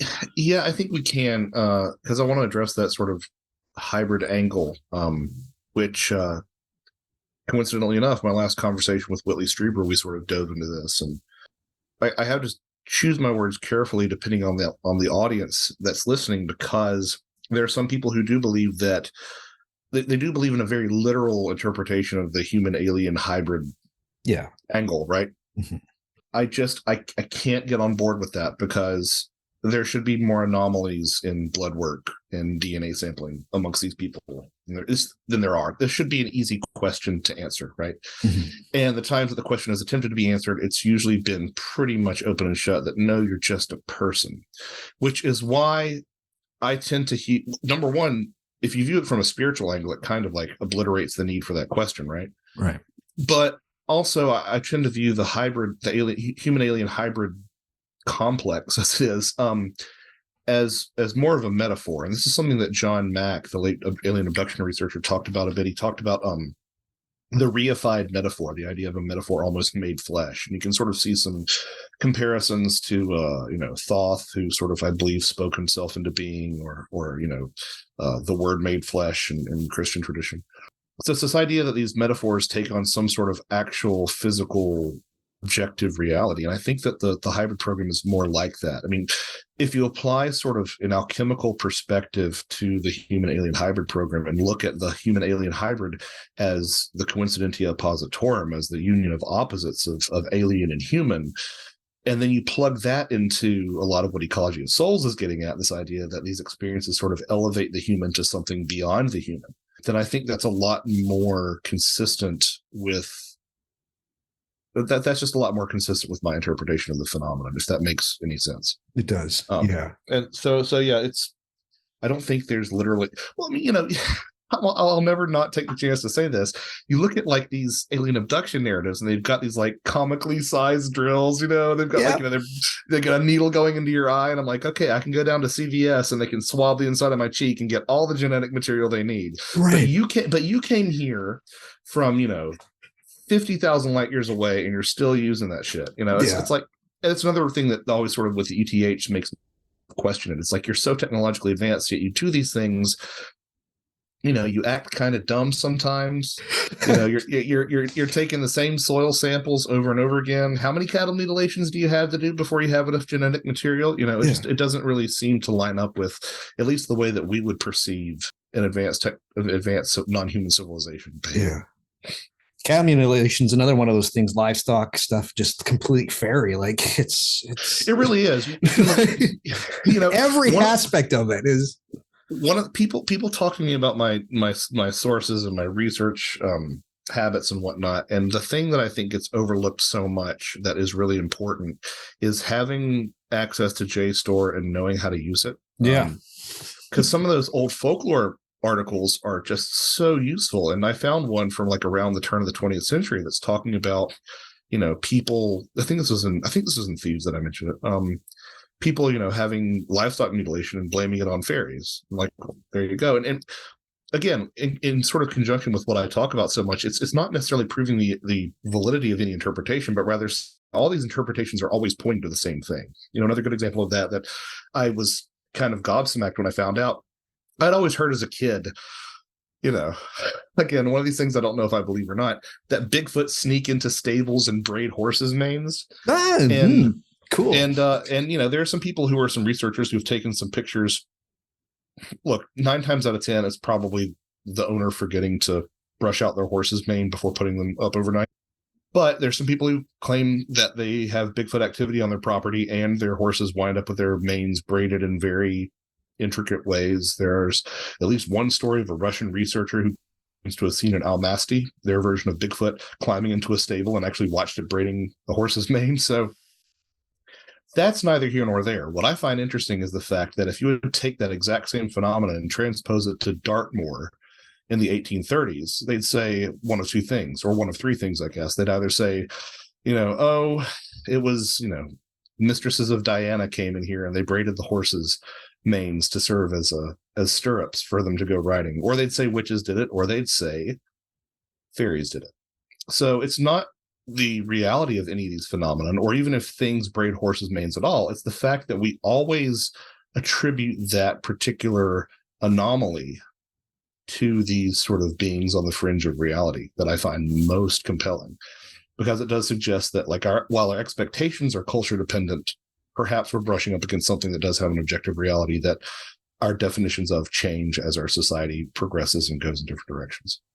Something which you touched on a little bit earlier, but perhaps I want to expand a little bit, is this idea of the influence of Theosophy, not only on fairy lore, but also on modern ufology. What's happening in this situation?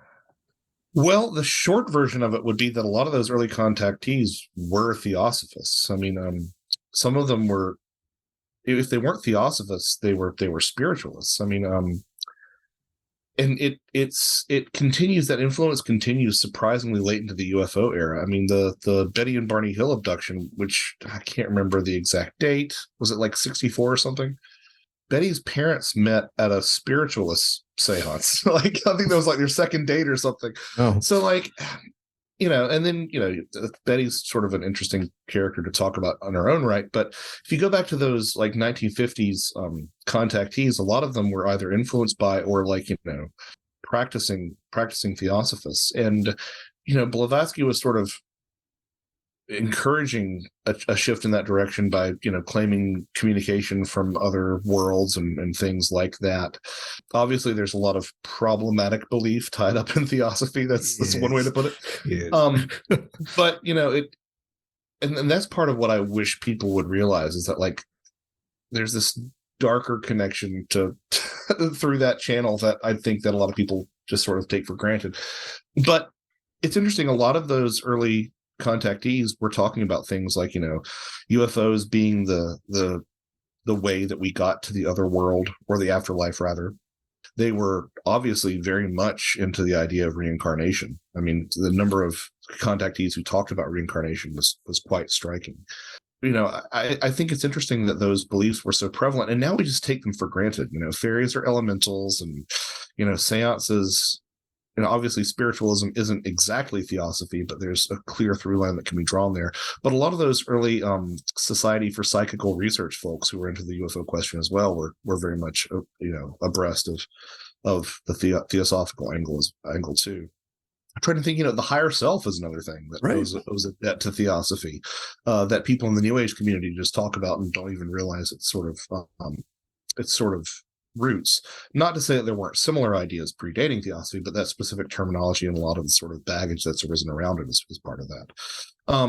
So yeah, and then it's everywhere. Once you start seeing it, you can't unsee it, and you kind of do have to sit back and have that moment, like, how much of this is objectively true, and how much of this is this lingering specter of this late 19th century spiritual movement, What's interesting, what I like to do is I like to go to not just where the influence comes from, but who influenced the influencers. And in this case, a lot of Theosophy was influenced by the work of Emanuel Swedenborg. And if you read Emanuel Swedenborg, he travels to different planets. He does. He's the denizens of different planets and stuff like that. You read that and you're just like, and here's the thing, a lot of people will give this lip service. They'll be like, yeah, Swedenborg, but they haven't read. They don't go and actually read it. And it's quite shocking when you read it, like, holy crap, there's parallels here as well. There's one excerpt that I have in the book where he like goes to like the edge of the solar system or something, and there's like this gulf, and these souls are trying to get across the gulf, and it's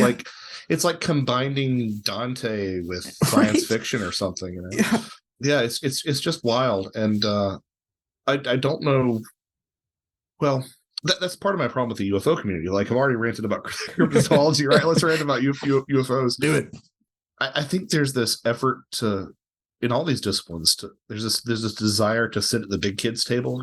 Someday our science will prove it, and we'll be able to sit beside the astronomers and the physicists. And as they don't even want you there. Don't worry about it. Well, as my friend Tim Banal is fond of saying, like, the moment that disclosure happens, like, they're going to drop all the ufologists like a hot potato, and it's going to be Neil deGrasse Tyson and Michio Kaku talking about UFOs. You're not going to have any place. You're not going to have any place in this new paradigm. You know what I mean? No.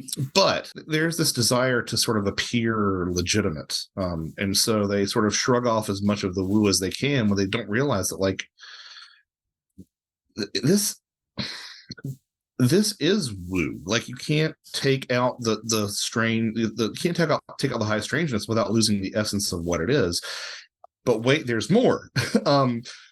If you just stick to your guns, they're going to be sitting at your table. Yeah. Like, I'm convinced of this. Convinced of this, that materialism is going to fall away, and and we're going to have a new paradigm. I don't know what it's going to be. I don't know if it's going to be idealism or, panpsychism or something, but like it's going to change. Like the data's there. You have people who are highly positioned in some really strange places. We have the replication crisis in the scientific community. All the building blocks are there. It's just a matter of enough people. It sounds sort of macabre, but it's a matter of enough people dying off to allow these discussions to take place. So stick to your guns. Don't, toss off this sort of stuff. Stick to your guns. Stay here. You don't have to go full Blavatsky or anything, right? But do stick to it and say, like, there's something about these questions that hints at the actual nature of the universe, which we have gotten wrong for the longest time. And the new paradigm will probably be wrong too, and the one after that, and the one after that. But situate yourself within history, avail yourself of the facts, and stand your ground. I love it. Yeah. It's funny. This is a bit of an aside. And again, Josh warned me, and now he's warning everybody that this would happen. But when I did an episode on materialism, and I used every search engine. I couldn't find a single person that was willing to stand up for materialism. Like it's crazy. There's nobody besides, people talking about like how great science is and stuff like that. Even those people are like, but materialism has its limits. So like I'm seeing already that you can't find anybody who's willing to be like, this is the only way. And then you get the petty little shits who are like, yeah, well, I got a knee replacement and I can fly to the other side of the country in an airplane. So materialism is pretty good. And I'm like, that's not what I'm saying, dude. Right. Like, they don't understand that this is the analogy that I use. Like, if you have a black and white film, and you introduce just one color, you introduce green to it, it's no longer a black and white film. No. It doesn't mean you have the whole spectrum of colors. It doesn't mean black and white aren't still in the film. Right. But it's a black and white and green film now. You know what I mean? And that it's going to be additive to a lot of the things, a lot of the observations that we've made. I mean, I've been battling laryngitis for 3 weeks, and I eventually went to the doctor, and now I'm better. It's like I'm not eschewing some of the advancements that we've made. We've learned a lot of great stuff, and we've thrown out some very awful, problematic ideas along the way. But it doesn't mean that there's not room for other interpretations to come along as well. Definitely.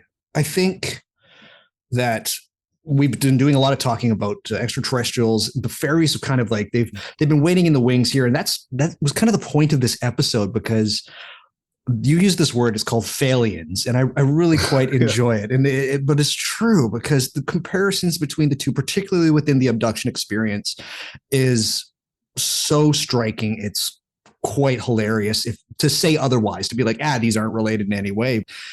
Do you think in some way that it's just us looking at connections where there is, Denny, and just giving like new details to old folkloric tendencies that occur within us? Because we have this problem of doing this. And if you turn on, I know you've been on several shows talking about this, but the History Channel is really great at doing things like just looking at something and be like, aliens?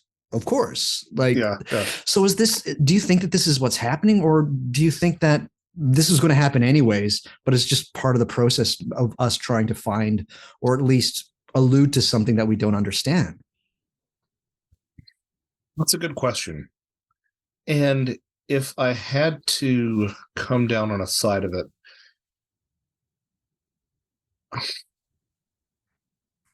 so you've got me thinking and spinning my wheels. I think that's a possibility. I think people would be surprised to learn how, at the end of the day, how skeptical I am of a lot of stuff. I read a lot of stuff, and I have a giant interesting if true basket, in my head. Right. Very few things are settled into the yes and no baskets. Right. But I think it's possible that any body of folklore will continue to adapt and evolve. There's been some discussion in some of my circles that a lot of these tropes that we once associated with fairies and aliens might get transposed in the relatively near future to artificial intelligence. Which, I mean, I think AI is overhyped in a lot of different ways, but obviously there's some degree of power there. But I still think that's sort of, even if it is, I'm kind of wondering what that artificial intelligence is tapping into. I wonder if a sufficiently complex system will not, much as our brains do, tap into whatever this primal force is that encircles and envelops all of us. I kind of wonder if that's the question. In that case, I don't really know if I'm answering your question, but in that case, I do see it as additive and constantly shifting. And I think that the same suite of beliefs and, dare I say, superstitions, and I mean that in the charitable sense, not in the dismissive sense, will probably get transposed to a lot of different things as we go forward. And again, I'm not sure if it's ever going to be an objective read on what is behind all this, but I think that the same, because again, like I still entertain the idea, another idea that I hated, that you can see quite clearly in Ecology of Souls, is that this is all us, right. And to a degree, that's the primary thesis if we're dealing with the dead. But like, I mean, us as in like the living individual somehow projecting into physical space. But so I mean, so that's another possibility, is that it's the reason that it continues to shift and change and adapt and to be applied to new beliefs is because it all comes from the human being, from the human psyche, from the human collective unconscious. I'm big on the collective unconscious these days as well, which people sometimes get hurt when you say that it might not be a big monkey in the forest, or the spirits of the dead, or aliens. They get really hurt when you say, oh, maybe it's just these expressions of the collective unconscious, like that's somehow less miraculous, that that we all share a mind that is able to project into physical space. That's somehow less miraculous to you. So it manifests itself to us like right. each like right. So does that somehow get to where you were going with that question? Yeah, absolutely. No, 100%. The AI thing, I that's sort of stuck in my head for a while. The idea that that might be the next phase of whatever this is, because presumably it would. Maybe that's what we're seeing. Maybe it was vaguely defined spirits, and then we applied a set of beliefs to the dead, and then we applied it to the fairies, and then we applied it to the aliens, and now we're going to apply it to the AI. I think that's an interesting idea, at least. Mm-hmm. I know some people are talking about it. I saw a joke tweet by somebody on Twitter. I believe it was Reverend Janglebones. He basically says, like, at some point we're just going to find that Chat GPT just basically says, "Oops, fooled you all. I'm actually a demon." Something like that. Well, there have been some interesting things with people who claim to have gotten these sort of similar looking images coming through. Women. Yeah. And that's why, that's an idea that I stole from my colleague Red Pill Junkie, is this idea that, if you can build a system complex enough, it will sort of get possessed by this animating principle, which, I don't know, sounds kind of interesting to me. For sure. There's been a bit of pushback recently about drawing the connections between fairies and UFOs and visitors, mainly due to the recent footage. There's more than one bit of footage that has been released since 2017. Again, at the beginning of the show, we mentioned Tic Tac. If people don't know what I'm talking about, Google Tic Tac UFO. You'll see there was, I believe in 2004, a craft was filmed from a jet fighter that had taken off from a aircraft carrier called the USS Nimitz. This craft is traveling at insane speeds. They got it on camera. It was this whole to-do, and now people are asking for a word that Josh just used, disclosure, in which maybe the government will talk about this kind of stuff. But what's happened is that it seems like we're back to the ETH hypothesis gaining more currency. So where do you think fairies and UFOs fit in? Do you think that there's still room for this within people's interpretations, or are we're back to the 1950s? I mean, I think it's entirely possible that the stuff that was recorded on that footage was indeed extraterrestrial in origin. You can never say that it's not. What I think is interesting when people try to put that crowbar separation between, because, okay, we'll back this up. I think that there needs to be a broader discussion separating the sighting of things in the sky from the alien abduction experience. Agree. I think it's a big part of it. Obviously, you do have stories where people report being taken into something in the sky, but there are plenty of stories where they see something in the sky or they don't see anything in the sky at all, and they have that same experience unfold. with bright lights and everything. So maybe those two are not as related as we think they are. Case number one, or point number one, I should say. Point number two is this is part of the reason that I left UFO Twitter, right? Because whenever people would say things like that, like, obviously this isn't the case, they oftentimes say stuff like, obviously this is proof that there's no connection between the fairy question and the UFO question.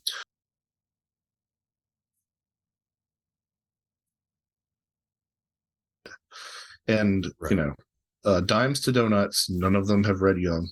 None of them have read that essay on flying saucers, because that's the other thing. It's like, well, psychic manifestations don't leave radar returns. And I'm like, okay, you obviously haven't. I'll say this every chance I get. You obviously haven't read your parapsychological literature either, because I think we all agree that ghosts are not material, yet they, open doors and they slam things, they knock things. If these stories are to be believed. Similarly, like, people in the Bigfoot community say, well, ghosts and spirits don't leave footprints. I'm like, again, you go back to your earliest ghost hunting methods, and it was to spread talcum powder on the floor and wait for footprints to manifest. If you look at the psi experiments of Rupert Sheldrake and Dean Radin, which are actually really quite competent from a laboratory controlled perspective. Sometimes there's that famous, I think it's Russell Targ comment, that we have more evidence for the existence of psi than we do for the efficacy of aspirin. Or ibuprofen, I can't remember which. But the point is that it was aspirin for heart problems. These are legitimate experiments, and they demonstrate that the entirely non-physical nature of consciousness somehow interacts with the physical world. So these people who are saying that, I get the impression that they're still wrestling with this false dichotomy of physical and non-physical, which doesn't seem to be the way that things work. Or I should say, if you're into this stuff, there's enough evidence that a lot of these things sort of straddle that line. So that's kind of where I end up, and I encourage them to read stuff like Jung, and they don't. So, whatever.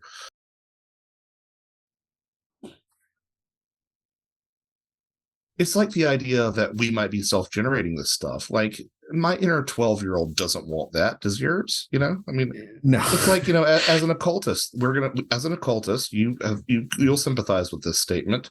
We will probably one day prove the reality of psi. We'll probably one day prove the reality of precognition. We'll probably one day prove the reality of being able to game your circumstances with your mind, but we will never be able to prove the objective existence of spirits.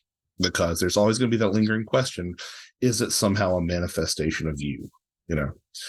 I don't like that idea. I kind of, my inner 12-year-old wants there to be aliens and wants there to be Bigfoot and wants there to be, all these things. But if you're approaching it from an intellectually honest standpoint, you have to admit that there's the possibility that this might be self-generated. And similarly, I think a lot of these people have they're clinging a little bit too hard to those sort of adolescent ideas that there are aliens and that we'll have this Independence Day scenario or this contact scenario or something like that. And I'm like, that's not a game that I think is really worth playing. And I don't think it's a game that you can play. And if you're being intellectually honest, you have to be open to a lot of different possibilities.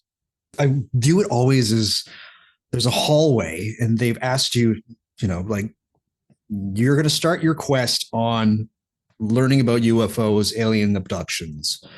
And there's this hallway, and there's several doors. Behind one door, there is a whole lot of ruckus. And they're just asking you, like, where are you going to go? And behind that door where there's a lot of ruckus, that's where that whole comparison between fairies and UFOs exists. And it's asking you, and you yourself are just like, no, I'm just going to walk past that door. I'm just going to go past that one. Like, it seems to not even open the door a crack and take a look inside, to me, is incredible. Well, and it's speaking to, we were talking about some of the, dare I say, benefits of religious belief, but it speaks to one of the detriments of religious belief, which is the incuriosity that it sometimes engenders. The idea that this is my path, and, I've got to stay on this path, and all contrary evidence be damned. And the irony is that that's not where true faith of any kind really thrives. It's like a muscle. You got to challenge it. You got to use it. You got to push where there's mush. So, right. It's it's frustrating, but it is, the dominant paradigm that we're in. And, at the end of the day, with something like Ecology of Souls, I think I've said this a couple times, but I'll reiterate it. Like, I'm not sure that this is quote unquote the answer, capital T, capital A, but I do at least want people to say, look, there's something to this. You don't even have to like the damn book, but see the effort that I put into it, right.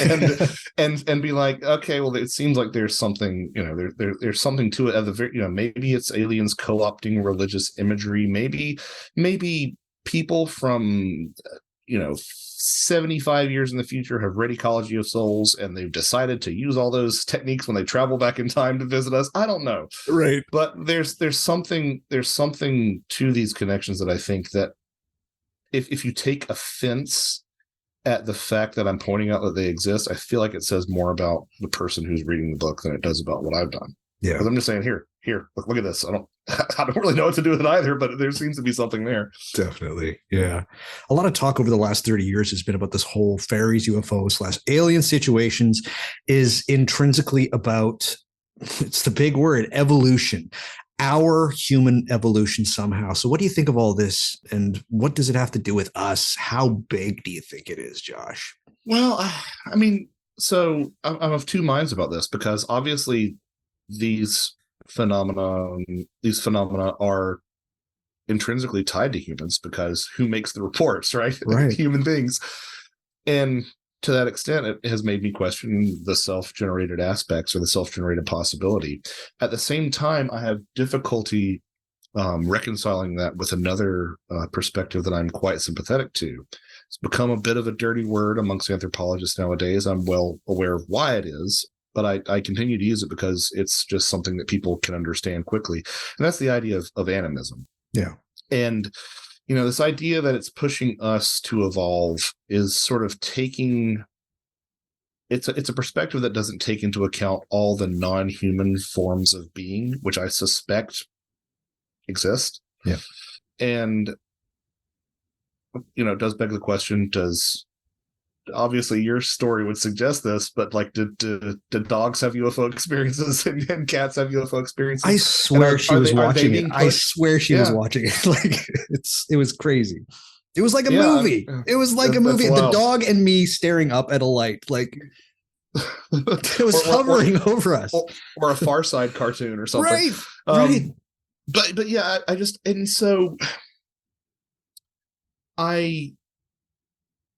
I understand that perspective, and that's a perspective that Jeff Kripal has talked about a lot. That somehow this is what the force of evolution looks like to a conscious mind experiencing it. And I think it's an interesting idea, but I think the idea of evolution has a little bit too much materialist baggage attached to it for me.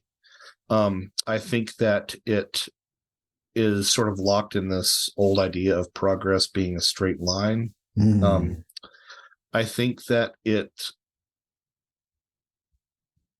because at the end of the day, and I mentioned this in the book, at the end of the day, I think that these things represent more of a call back than a pull forward. I think that a lot of what we've done has divorced ourselves from our true nature. I mean, we're the amount of novelty that we're struggling with nowadays is staggering. And these experiences seem so old and so intrinsic to the human condition that I wonder if they're not like a reminder or a wake-up call. So anyway, I think it's possible. It's kind of a Kenneth Ring idea too, the idea that these are reaching out to people to sort of evolve them. But, I would think that the experience would be a little bit more universal than it is. And not to say that it isn't universal. I suspect a lot of us are interfacing with this thing more than we realize. But I would think that that evolutionary pull would be a little bit more evenly distributed than it seems to be. If that makes any sense. It does. Yeah. I love it. Oh man. This is the last question, but I have to ask it. And this is the last question that I will ask on every single one of these fairy episodes. And I'm sorry if I'm going to put you on the spot here, Joshua. No, you're good. What do you think Phalians actually are? What are they? What's going on? I can tell you what I want them to be, Sure. Definitely. I I still can't get away from that idea of little elemental creatures. Like I really do find that idea charming. Yeah. And I would like that to be the case. I suspect, and this is a very monist perspective, but I suspect that it's all of these things, which is also kind of a cop-out. Right. But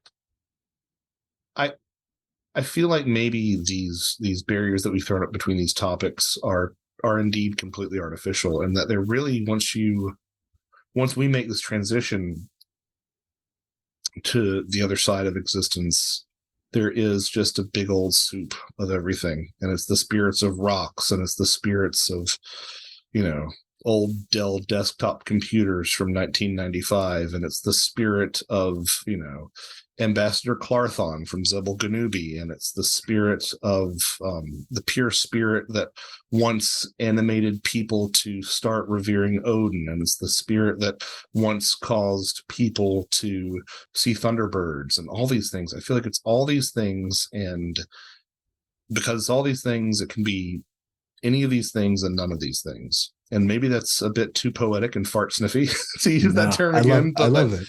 But I feel like it's just reality, if that makes any sense. Mm-hmm. It's just this thing that we touch when we push beyond the artifice of what we've constructed around us and what we're presented with and the way that we interpret it. I feel like it's just on the other side of this veil is just existence. And that sounds really ill-defined, but that's the best that I can come up with.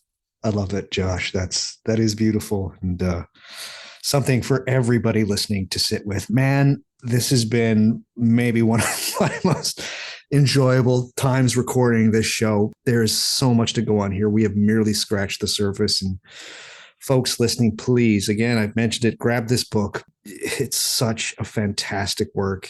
Yeah, I want to thank you so much for writing it, Josh. It's an incredible, incredible thing. I'm not being hyperbolic. I've waited for this book my entire life, and thank you. I appreciate it. I guess in some respects I have too. Yeah. If I could clarify the arrangement of the books, that might help some people. Please. I bought your book 3 times. I know. So Ecology of Souls was conceived as one book. If it was one book, it would literally be like, I think, an eighth the length of the Bible or a quarter. It's just too big. It's just too big. So I split it in half because I just didn't really trust any binding to hold it all. So it is roughly divided into 2 books, one on these ancient soul traditions and one on the UFO stuff. But it's really kind of mixed up. The chapters continue between books. So it's conceived of as one single book. You will see the 3rd book, that's the companion, that is available in print form for completionists only. It includes the endnotes, bibliography, and 3 appendices. But I am of the opinion that if you buy Ecology of Souls, you shouldn't have to buy another book just to get the reference material, right? So it is available for free on my website, slightly rearranged, because I got sucked into a friend's Kafka trap. I'll digress about this for a moment. You might find this humorous. I published Ecology of Souls 1, Ecology of Souls 2, and the companion rather, and uploaded it all to Kindle, because Amazon actually, as much as I hate Amazon, I hate it as much as everybody else. They've got a really good back end for that sort of thing. Right. And then I put the PDF of the companion on my website for free, right? And all was fine, but then there were some things I wanted to change with the cover, so I resubmitted it. And then Amazon flagged me for plagiarizing myself because they found the interior of the companion on my website. And they're like, you've got to prove that you wrote this with an agreement between you and the author. And it was just like, I don't have an agreement with the author because I am the author. So Joseph K. running around in his so I took it down, I appealed, and it went back up. And then so the companion that's on my website is slightly rearranged to avoid that happening again. But anyway, so if you're interested in Ecology of Souls, Volume 1, Volume 2, both in print. The companion is optional in print because you can also get it for free on my website. And if you buy the ebook, it's both volumes 1 and 2 combined. And I could have nickel and dimed and had 2 separate ones, but I'm like, no, it was one book, and I just want these ideas out there. That's what's always motivated me, is to just get these ideas out there and just not elevate the conversation, not change the conversation, but like allow some of these ideas to enter the conversation, because I think that just makes everything a little bit more interesting. Definitely. Yeah, man. And I'm just going to say it's very kind that if people want the ebook, it's very affordable and it's all there. And it is, as if the first time I got this book was an ebook, and it's like, oh, there's 1,300 pages to this thing. This is great. It's like, yeah. And then it's like, you know what? I just need to get the books. So I just bought the books, and I very well might have to grab the companion, because having the physical copy in my hands and then going to my iPad is just not as satisfying. I need the 3 books, I think. So I'll be picking that up as well. But Josh, what else is happening in your world, man? What's going to be happening? You mentioned there's going to be some fairy stuff coming out for you in the next month or so. What's happening with that?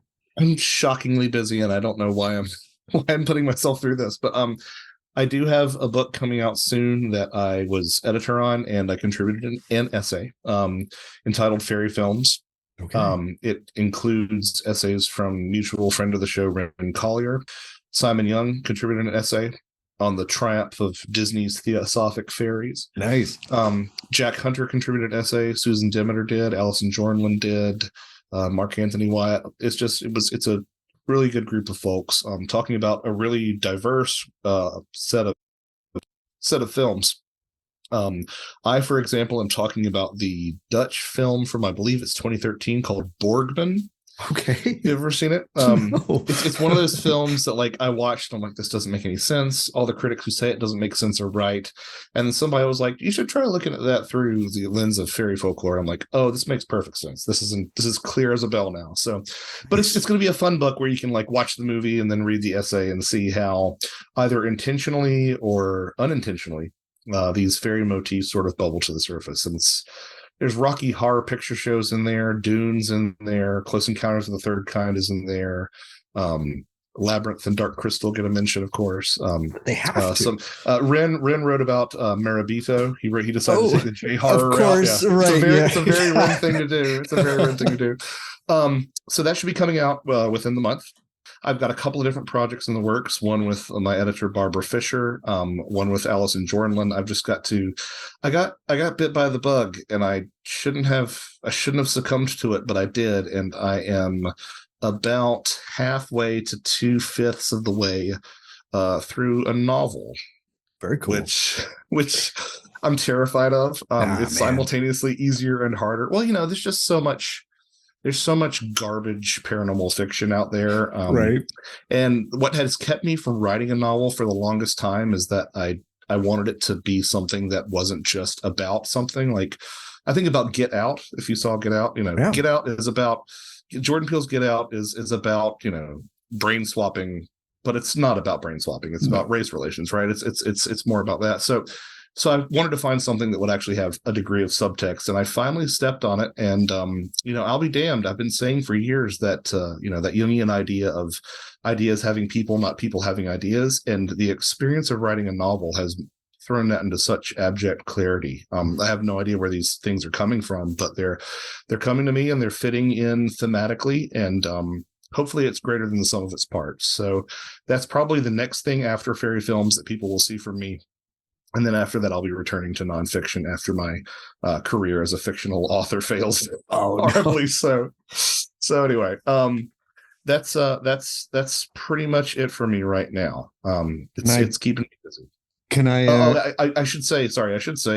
I will be presenting a pre-conference lecture for Jeff Kripal's Archives of the Impossible conference on May 3rd, Wednesday, May 3rd at 4 p.m. Central Time. And then I'll also be in attendance there on the ground as well. Amazing. Which is kind of the best of both worlds. It's not even a lecture. I talk with Dr. Kripal, and then I just show up and am at the lecture at the conference, and I don't have to present. I just get to talk to people. So amazing. Yeah. So I'm really excited for that, and the people that I'll get to meet as part of that. Definitely. And the website for that is impossiblearchives.rice.edu. It will be in the show notes, everybody, as will links to everything that Josh has talked about today. There's going to be some amazing links on the show notes.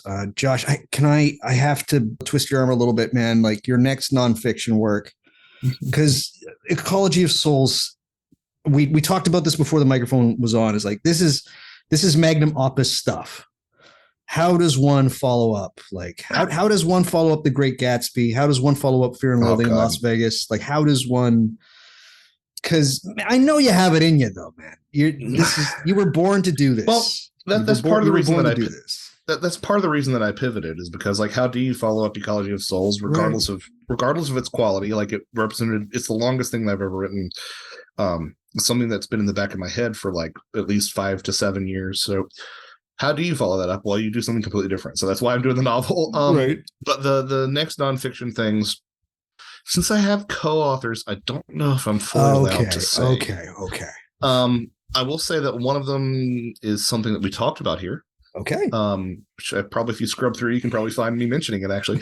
The other one, the one with Barbara, is a topic that she came to me with, and I'm like, even after having written Ecology of Souls, I was like, this is too big of a topic for us to do. So we'll see how that turns out. But I got through up to the last shelf of my physical library, making notes for that. And then I got struck by the fiction bug. So that's on hold for now, but I'll be returning to it in a couple of months. And then, yeah, we'll see. We'll see where we go from here. There's probably another project with Timothy Renner that we've been talking about for a couple of years that we'll be doing as well. That's an idea that I'm really excited about. So, okay. Everybody stay tuned. Josh, where can people find you on the internets? Where's the best place to go to find everything? JoshuaCutchin.com, JOSHUACUTCHIN, just like a cut on your chin. I've had enough. I've had my name mispronounced enough at restaurants, so they call you for the table. I'm like, okay, just go and spell it out. So no S, just JoshuaCutchin.com. Yep. Do you have the Twitter? Do you have the Facebook? Or you got none of that stuff? I've got a Facebook author page. I had a Twitter account, and I couldn't stop with arguing with people on UFO Twitter. So it was just for my mental health. I just left the building, and it's actually been a great decision. So yeah, but I can be found through my author page on Facebook, and if you're lucky, I might accept your friend request to my personal page. But I try to keep that a little bit tighter. Definitely. I shall have all of the links as to where to find Josh's wonderful work, as well as some quite spectacular and some fun show notes up at whatmagicisthis.com. Also there you can find my Twitter account, my Instagram account, as well as my Facebook account, and all of the things. And again, the show notes are as important to What Magic Is This as listening to the episodes themselves. But I would say that for this episode, the other thing that is needed, and I know I just keep repeating myself, but please grab Ecology of Souls by Joshua Cutchin. It's great. Of course, I will have a link as to where to find and buy that book at whatmagicisthis.com. So do you think that I'm doing something kind of important here with What Magic Is This, and you would like to show your support in some way? Well, you can. There's 3 ways of doing so. The first is the best way, and it is the way in which I am still alive doing this as my full-time job to this day, and that is through Patreon. That is patreon.com/whatmagicisthis. It's only $7 a month, $7 a month, and it gives you access to all kinds of crazy, wonderful, different content. I was recently on another podcast, and they were talking about my Patreon, and they were like, your Patreon is a whole different beast. It's a wonderful, strange, majestic, mystical creature unto itself, and I would have to agree. I do shows about entities and saints and spirits and all kinds of weird different creatures, and well, maybe not creatures yet, but I will be getting into it. I also have videos on how to do certain things like draw a magical circle, as well as make your own incense and do fire cleanses, and how to create a geomantic shield chart. That's up there as well. And there's just So much stuff. I can't get into all of the things that I do. I just recently put out an episode. People seem to like my episodes of Fool's Gallery, where I talk about certain people within magic. I did a small one, a small Fool's Gallery, about the 17th century English astrologer William Lilly. So that was really wonderful. People seem to really enjoy that. So yeah, there was like a full 1 hour and 10-minute episode about William Lilly, who I think will probably get his own full episode eventually. But anyways, also you get access to a Discord community that is very active. A lot of people really have each other's backs there. Lots of great questions get asked there, as well as interesting books and recommendations brought up. Anyways, $7 a month. That's it. I want everybody to join. I want the people that love this podcast and can support the show to support the show. $7, that's basically a carton of eggs these days. It's nothing. So if you really want to support me and to keep this as my full-time job, if you want to keep me doing what I am doing, the best way of doing that is through Patreon. So patreon.com/whatmagicisthis, or head to whatmagicisthis.com and click on any number of the Patreon links there. It would be greatly appreciated. If you don't like the whole Patreon thing, but you still want to see your way to supporting me with a little bit of cash, a little bit of spatchka, if you will. I don't know why I'm using a term from A Clockwork Orange, but there you go. I've always liked how they called money spatchka in that. Anyhow, if you want to throw me some coin, you can do that through PayPal as well. So that's whatmagicisthis.com. Click on the PayPal buttons. They're all over the place. And you can donate $5, $10, $20, not in those like increments. You can basically donate any amount of money. It all goes to keeping this podcast up and active because, it's not cheap. It's expensive. I don't just do some like all-in-one podcasting thing. I have all of the best, well, not the best gear anymore. I'm going to have to invest in some new gear, but I try to make my podcast as state-of-the-art as possible because yes, I want the podcast to sound good. I want to give you folks, the listeners, only the best, and that costs money and that comes out of my pocket. But if you donate through PayPal, that helps me out, so it pays for all of that stuff. So PayPal donations also very welcome. The third way of supporting the show is one that I don't get a ton off of. I think I've literally made up to this point maybe like $200 off of it. Anyways, but it's just buying merchandise, grabbing some merchandise from me, some mugs, hoodies, t-shirts, tote bags, notebooks. The notebooks are my favorite. I love them. I was just telling somebody about the notebooks today. Yes, I really love my notebooks. But all of those things, any kind of merch, really, almost anything that you can think of as far as available merchandise can be found at my merch store, whatmagicisthis.com. Go to the menu, click on merchandise. It's all there. Yes, show your support for my show. Walk proudly in a What Magic Is This t-shirt, drinking out of a What Magic Is This thermal coffee mug. It would be appreciated, but I don't see a ton of money from that. But it's just nice to see people out and about wearing my stuff. That's really awesome and fascinating. So yes, those are the three ways of supporting, but by far the best way of supporting. I have one tier on Patreon, and that's it. One way of supporting.